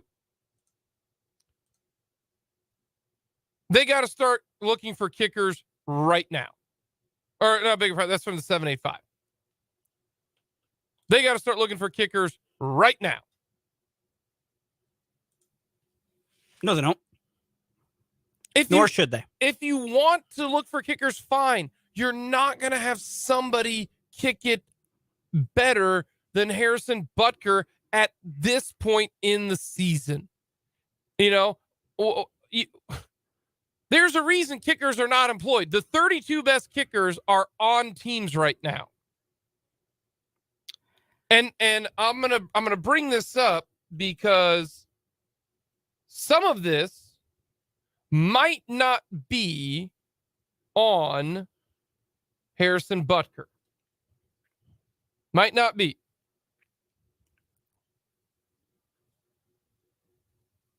Dustin Colquitt. Chiefs legend. I think Dustin Colquitt's going to go into the Ring of Honor. He should. Our best punter in Chiefs history. But Dustin Colquitt has barked back at people questioning Harrison Butker. In multiple tweets, Dustin Colquitt tweeted this out. He's an exceptional punter. Tommy Tonstein did. Terrific. But if you look at the holds on the extra point, the laces are facing the sidelines, and on the missed 50-yarder, he pulled the ball to him at the last second and forced the ball to go to the right. He's been missing the spot all year. That is one of the tweets from Harrison Butker. Dustin Colquitt. Oh, yeah, from Dustin Colquitt. Beg your pardon. Thank you, Fulton. Here's another tweet from Dustin Colquitt. Watch the holds and try saying that again. On the extra point, the laces are facing the sideline. He's screwed him all year. I don't know if you guys know who Dustin Colquitt is.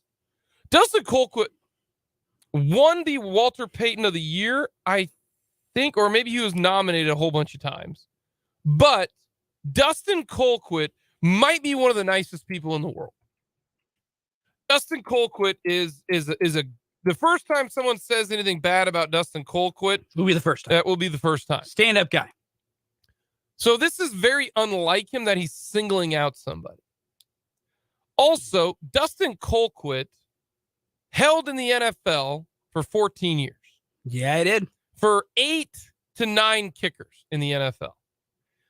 Knows what he's talking about. If there's somebody who knows kicking, and more specifically holding, it is Dustin Colquitt.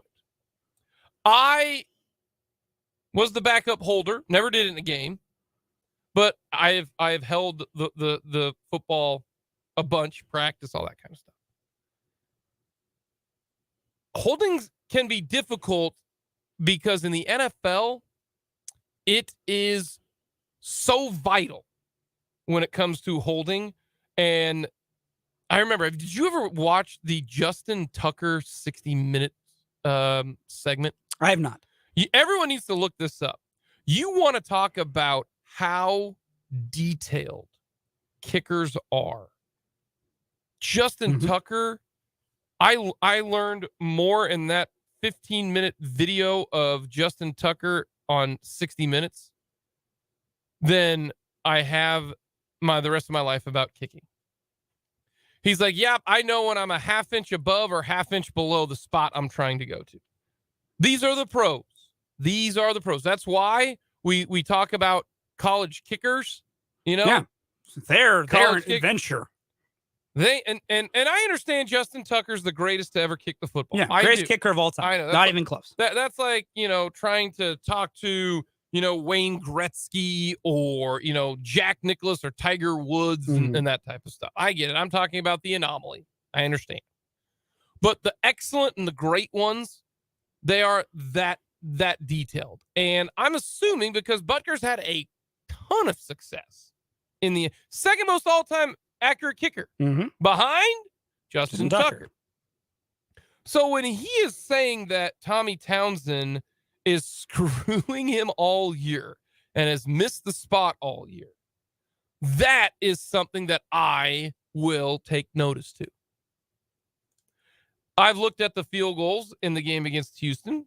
Granted, they're not the greatest film because I'm looking at it from video off of video. Like I'm looking at the video off of my laptop, who someone took video from their phone on a TV. So there's really three segments there, you know, phone to TV.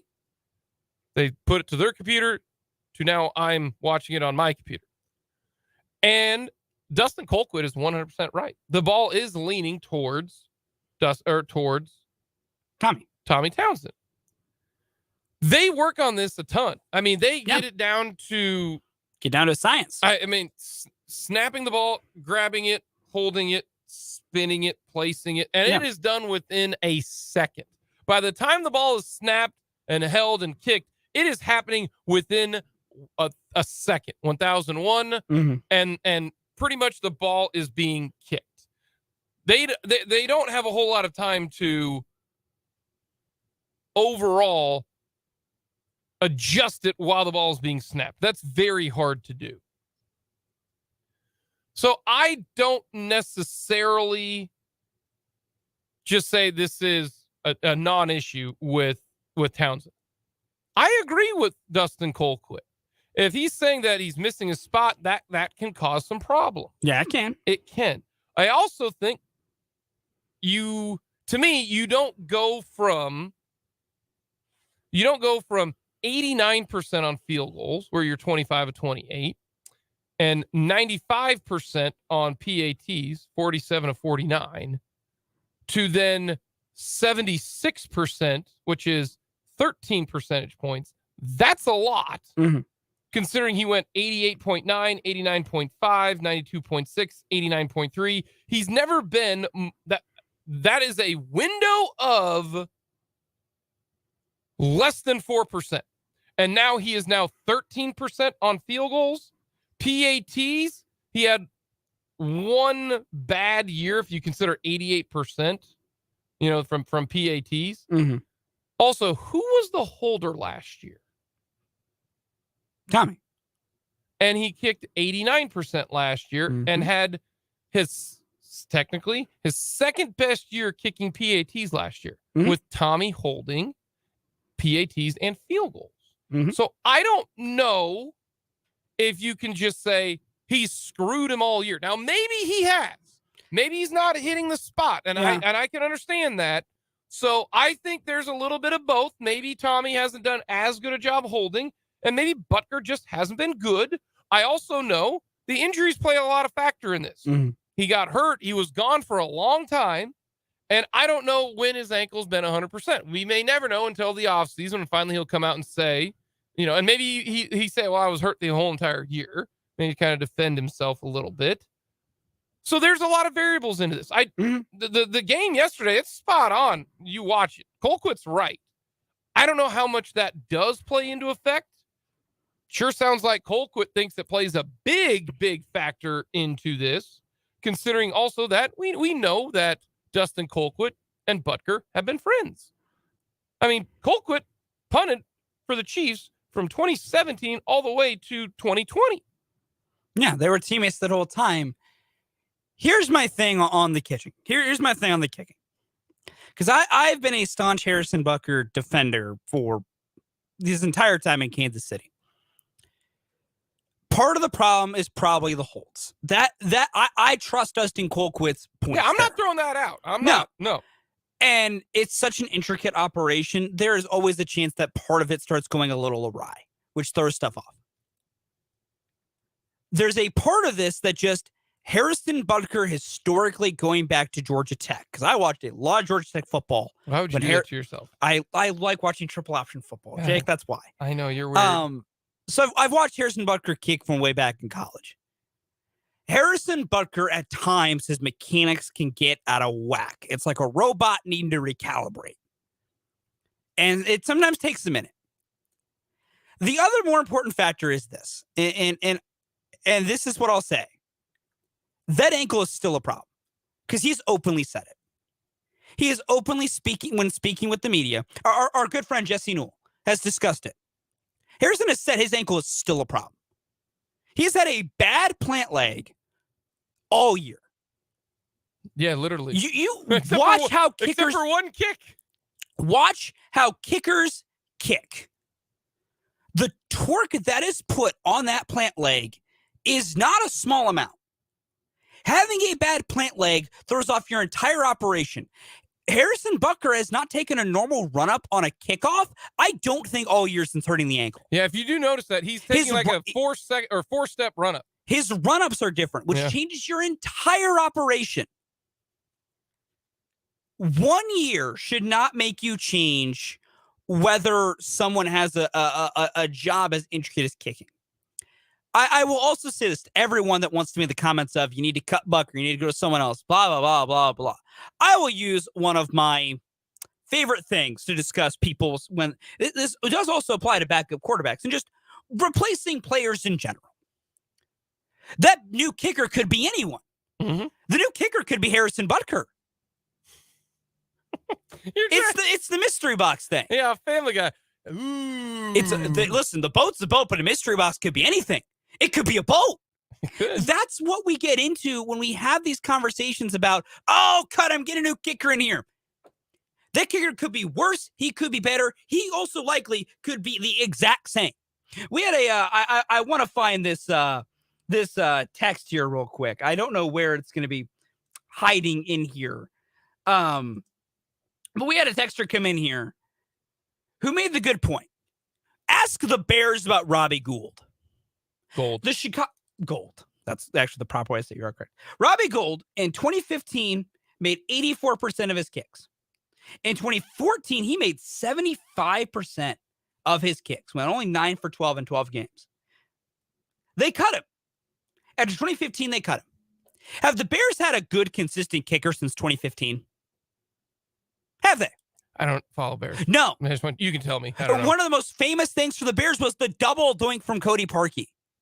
The double doink. Do you know what Robbie Gould did in 3 consecutive years the moment he was released from Chicago? 100% kicking, 95%, 97%. The next 3 years after they cut him because he was performing poorly. Now, granted, in 2019 for San Francisco in 13 games, he did only convert 74%. Then it was 82, 87, 83 as he's gotten a lot older. Part of that is just age. He is 40. Or is he still kicking? Yeah, he's kicked this year. Who's at 40? San Francisco. Oh, yeah, that's right. He's still in San Francisco. He's still kicking over there. Literally still kicking. I get everyone's frustrations. I understand this. I do. All of you, I get your point. But as the text from the 75 brings in, the Chiefs had 3 rental legs this season. How'd that work out? The Chiefs lost to the Colts because their backup kicker stunk. Matthew Wright did do it. I'll give Matthew Wright some credit. Matt Amendola was a problem. Just bringing in someone new does not immediately always fix your problems. Mm-hmm. And historically, I will go with the historical data that says Harrison Butker is about an 88 to 89% make guy. With all of the different factors and variables that play for this season, I'm willing to throw this one out as an outlier. And that's overall, Butker is still a great kicker from the 316. They all have bad seasons. Don't get rid of him like the Bears when they let go of Robbie Gould. Also, from the 316, Justin Tucker missed 2 yesterday. Which that's really weird when Justin Tucker missed. But that's the overall point. And to your point that you've made more than a few times, at the price he's going to be at next year. And I understand that. He's going to be in your $5 million cap. And that's what I want to discuss now real quick before we get to a break. Also from the 785, what about Ty Zentner? Well, he's kicking right now in the Sugar Bowl. Could get Ty Zentner next year. So also, no disrespect to the triple option my high school ran. I was on the football, and they led us to 2 straight titles. And I'm not knocking. Facts. Not knocking the triple, all right? The triple is beautiful. It is beautiful football. It is a brand of football that can level a playing field. No question. Beautiful football. No question. I just find it very boring. I find it very entertaining. I think it's boring. I love it. Boring. Oh, God, I love it. Boring. Right now, Harrison Butker, his cap hit is 2.6. Yeah. Next year, it's 5.2. Yes. No kicker, unless his name is Justin Tucker, Mhm. is worth a $5 million cap hit. You will never convince me otherwise. So don't even try. I'm not going to try. Don't even try. I will never try because I get your point. 2.6 million. Yes. Yep. That is a high, very good kicker. I agree with that. 5.2 million is laughable because you can get a good kicker for 2.6 million. Now, most of those good kickers at 2.6 million, well, they've been in the league for a while, like Harrison Butker. He's been in here since 2017.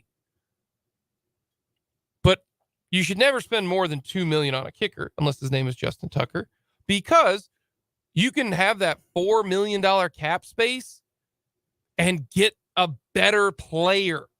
Adding to a contract $5 million or $4 million might be the difference. It's allocating your money. That is smart. That's why you should never pay a running back. Look at Ezekiel Elliott. He is the perfect example. Yeah, his cap hit is hamstrung what the Cowboys have tried to do. It's part of the reason they had to trade Amari Cooper. But why would you pay it when, oh my gosh, Tony Pollard is better. He's better than Ezekiel Elliott. So it's price allocation. It's how much are you willing to spend? It's more important to get the guy right at left tackle than it is at center. I wish Creed Humphrey was a left tackle. Oh, so do I. But he is a top 3 center. That's great. I'd rather have a top 3 left tackle. Yeah. So that's the reason why. It's the same situation here. Yeah. There's no you are not going to find a better kicker for a tryout the rest of the year. You're not. Harrison Butker has made big time field goals. He's made a 62-yard kick this year. Why do we keep forgetting that? But not just, I don't care about that because that's at the end of the half. I'm talking about kicks against the Bengals, against, sending, the Buffalo Bills last year. My goodness, he had to kick 2 of them to keep them in the game. So am I concerned? Yes, I am, because he's not kicking well. There's no other options. So you just you hope he's on. You go with, hey, you know what?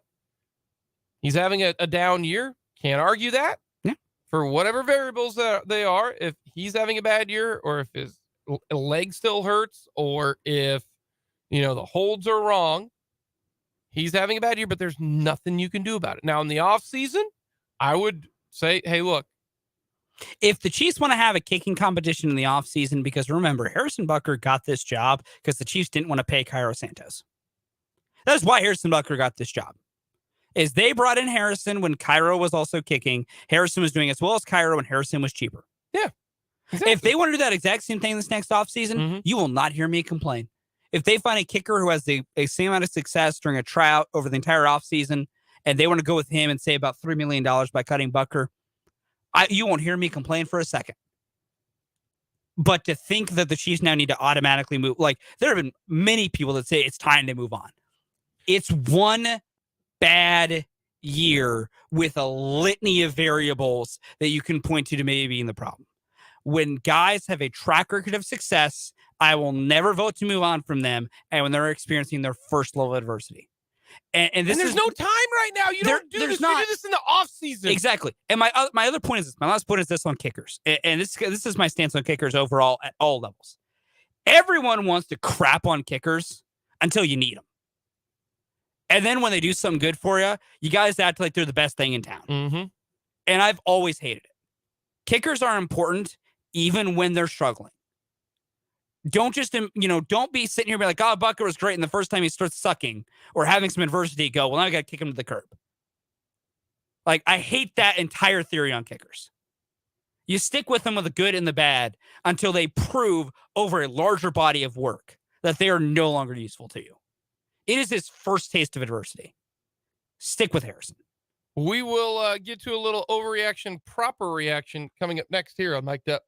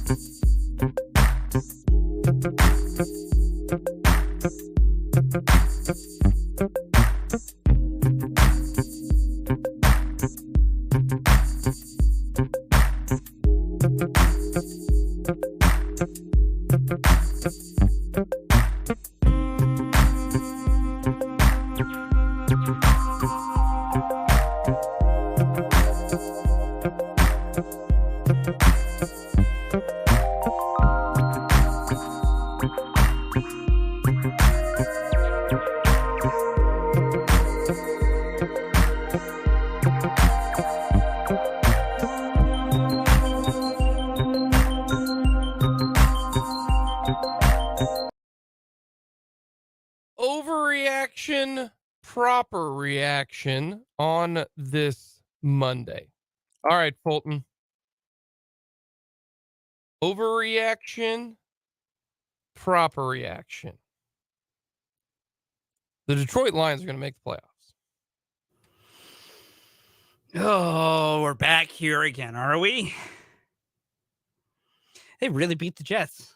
They did it. Well, the Jets also kind of beat themselves. I mean, yeah, they God, Zach Wilson sucks. He's terrible. Oh my, He's you got to so cut him. bad. You got to cut him, man. Just eat the money. You really do. God, he's so bad. Honestly, I before I answer this, I need to look at the playoff standings. They are tied with Seattle. They're technically like a half game back of Washington because of the tie. Correct. And who does Detroit have left? Let me look. They have it's proper reaction. They have the Panthers, Bears, and Packers left. A Panthers team that they should be able to beat because they can't throw the football.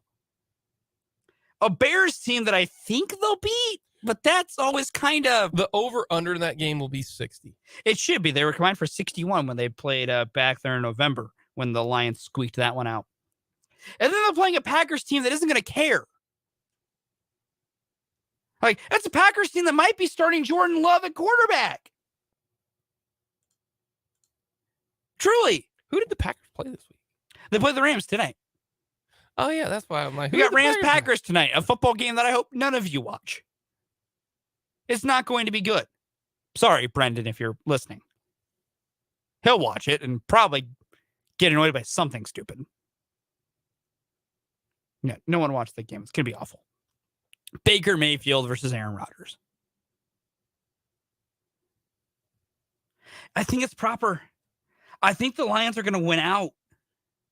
I think the Lions are going to go 10-7. They're in the playoffs, baby. And if they do, like, by the math and the logic we keep using, the Seahawks are losing at least one more game because they probably won't beat Kansas City. Correct. So if the Lions went out, there's that leapfrog. Then it comes down to, can they pass the Commanders, who have to play the 49ers next? And I'm picking the 49ers. And, like, and they got the Cowboys left, too. And the Browns. Yeah.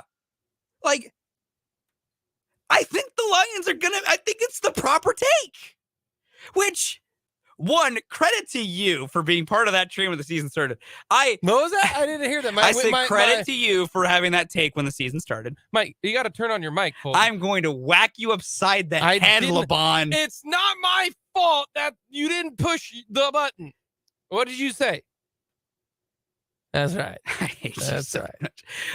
You were not the only one, President. We talked to Jeff Kerr way back in the summer. He also had that exact same thought of, hey, given the schedule and what they've done, they could do it. And, well, the Lions might actually make the playoffs. I'm with you. I assume you're on the Lions bringing the playoffs train at this point. I think it's the proper reaction. Looking at everything else. Like, you look at everything. It feels so weird to say. It feels so weird to say.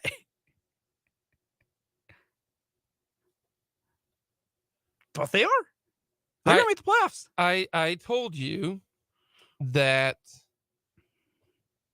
the Lions would make the playoffs. You did.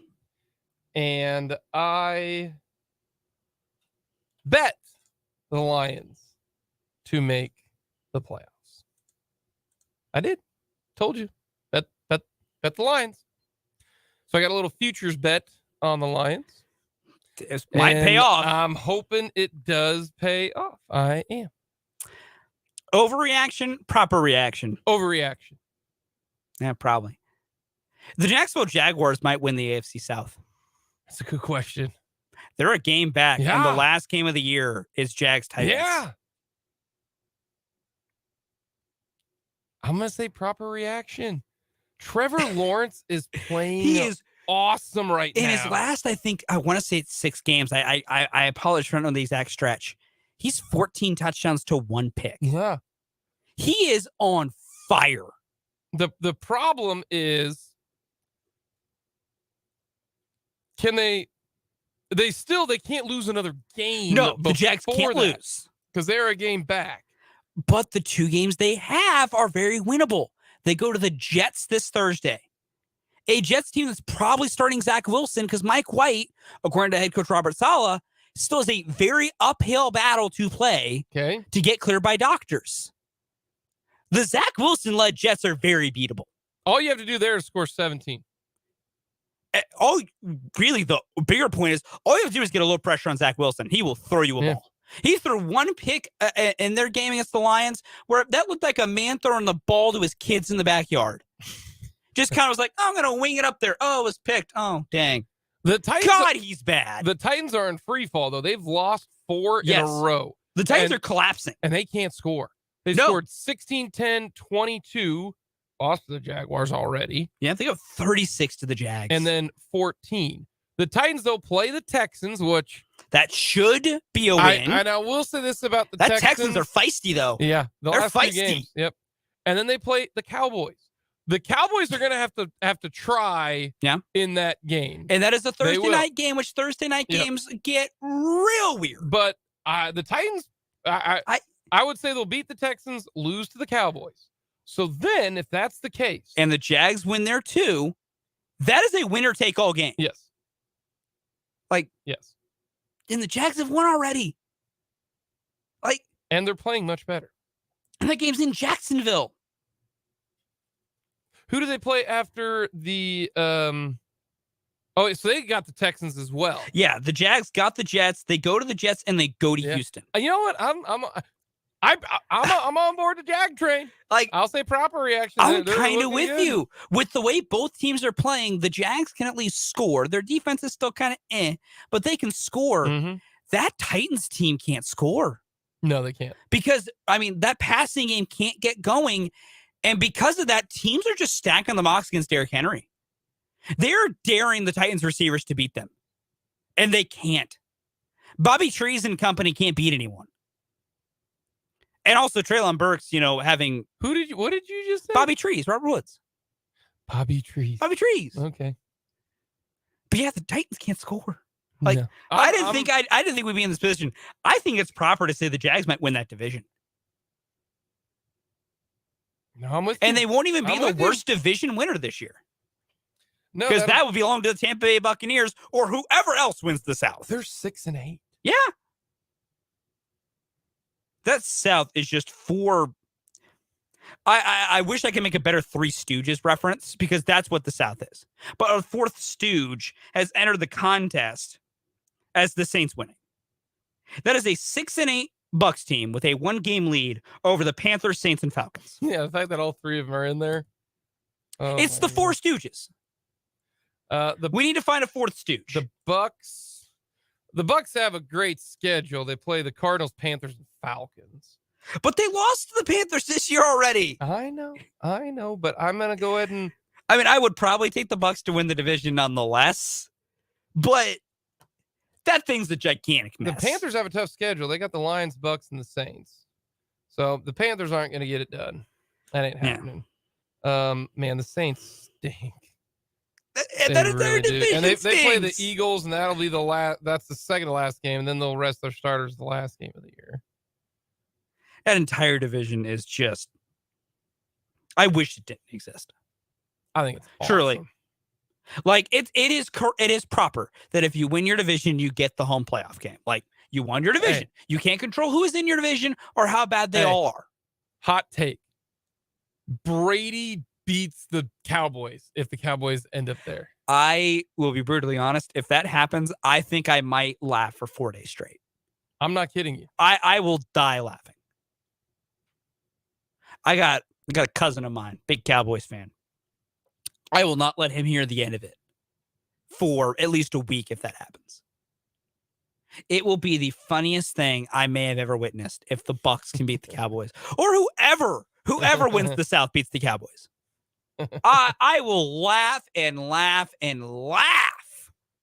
I probably would too. Couldn't happen to a better team too. That's what makes it better. Speaking of the Lions potentially making the playoffs, my future's bet on FanDuel. How about this? Santa Barkley is back, folks, and he's giving new FanDuel customers exactly what you asked for. Unwrap the gift of a no-sweat first bet up to $2,500 in free bets when you sign up with the promo code Jake. That's up to $2,500 back if your first bet doesn't win. Now's the perfect time to give FanDuel a shot. The app is so easy to use. They're always giving away great promotions and boosts, and you win and get paid instantly. I love FanDuel because of the live betting as well as the boosts. Some of those boosts do make you a bunch of money. So see for yourself why FanDuel is America's #1 sportsbook and get into the holiday spirit with a no-sweat first bet up to $2,500 back in free bets from Santa Barkley when you sign up with the promo code Jake. That's Jake. Must be 21 and present. Kansas first online real money wager only. Refund issued as a non-withdrawable free bets that expire in 14 days. Restrictions apply. See terms at sportsbook.fanduel.com. FanDuel is offering online sports wagering in Kansas under agreement with Kansas Star Casino LLC. Gambling problem, getting help is your best bet. Call 1-800-522-4700 or visit ksgamblinghelp.com.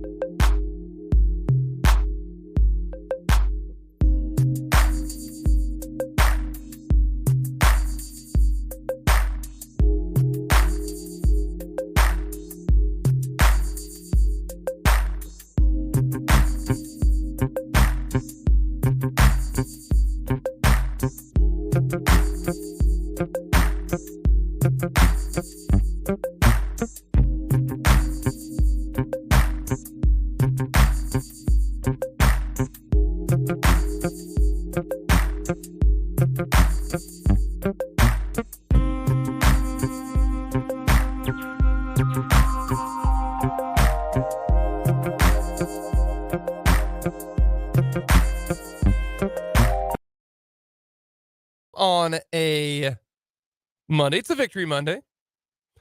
Tomorrow, we will hear from Matt Derrick and Patrick Mahomes and Andy Reid. They play on Saturday this week. That is right. They play on Saturday. So everything got moved up a day. So today is technically their day off. Normally hear from Andy Reid today. But the Kansas City Chiefs got a win yesterday. Yeah. The offense was good. Very good. If you, let's say the offense, they don't get a touchdown via the fumbles. Let's say they get three. Let's say Butker makes the field goal. Okay. And he makes 2 more. Okay. That's 9 points that you have missed due to a missed field goal and 2 fumbles. You could also potentially take away 14 points from Houston because they got 14 points off turnovers. Correct. So that's why when you have 502 yards, that's monsters. That'd be technically a game that goes from ending 30-24 to being, because we eliminate the touchdown in overtime, because overtime doesn't. No, they win by play. 28. Yeah, they win. What would that be? 33 to something? Whatever, 14 minutes. 33-10. They won by 23 points. They win 33-10 and low budget way. We'll say the Texans will get a touchdown. Oh, okay. We'll give them 33-17 then. We'll give them a touchdown on one of those drives that they didn't get. Let's take one of those drives that would be a normal drive instead of a turnover drive. We'll give them a touchdown. That's a 16-point win in the cover. Yeah. 502 yards. The process matters. Even on the penalties. I'm going to dive more into the penalties out of those 102 yards in penalties on how many of those were on third down and extended the drive and where the Chiefs or where the Texans scored. Okay. I'm going to get into that too, because that is another factor in this game, because otherwise they gave up 219 yards. Yeah, they did. They did. What's so frustrating is the defense had so many penalties, but at the end of the game, made a big play. They made the big play. Don't say the Chiefs defense don't make plays. How good was Willie Gay getting that fumble recovery? He went between the legs of a Texan to rip the ball away. It was a good job by Will. Good effort by Willie Gay. It really, really was. So that is something about this Chiefs team. That's who they are. We'll get into Andy Reid and the end of the game with the missed field goal, because there is I do see some understanding on how Andy Reid operated at the end of the game of regulation, mind you. I think the one flaw that he had was how the drive started and his mentality as the drive started. That is the flaw. Coming up next, we will wrap things up with the mic drop.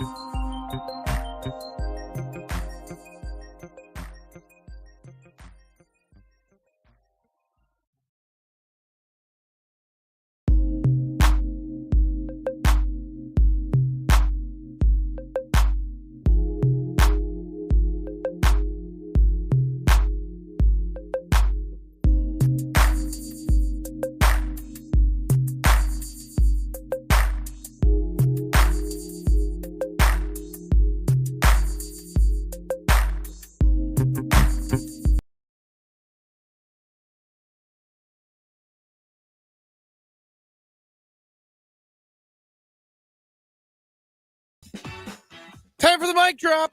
Fulton, tell me something about KU hoops. That's actually not where I'm going with this today, Jake. But also, Really? go Hawks. They destroyed Indiana. It was fantastic and funny. It was great. And Dwan Harris and Kevin McCullough are a defensive joy to watch every night. But no, I recommend every Chiefs fan the last 3 games against substandard teams just employ my strategy. Don't get stressed until the bad team officially wins. Everything I went to all that, just laugh and know the Chiefs are probably going to win the game. Just laugh it off. It'll make you feel so much better. My Sunday was very enjoyable with that strategy because they won the game. I never got stressed. They won the game. Man, I want to be a fly on the wall. I bet you did. I was laughing most of the game, man. I believe you. I believe you, Fulton. I believe you. My mic drop is going to be that Jerick McKinnon is the best Chiefs running back, and you witnessed that yesterday. The reason he's not playing a whole lot up until this point is the Chiefs don't want to get their best player hurt, and I think that's smart. Jerick McKinnon, really good. Coming up next, we got 580 Sports Talk. We'll talk to you tomorrow at noon here on Mic'd Up. Have yourself a great evening.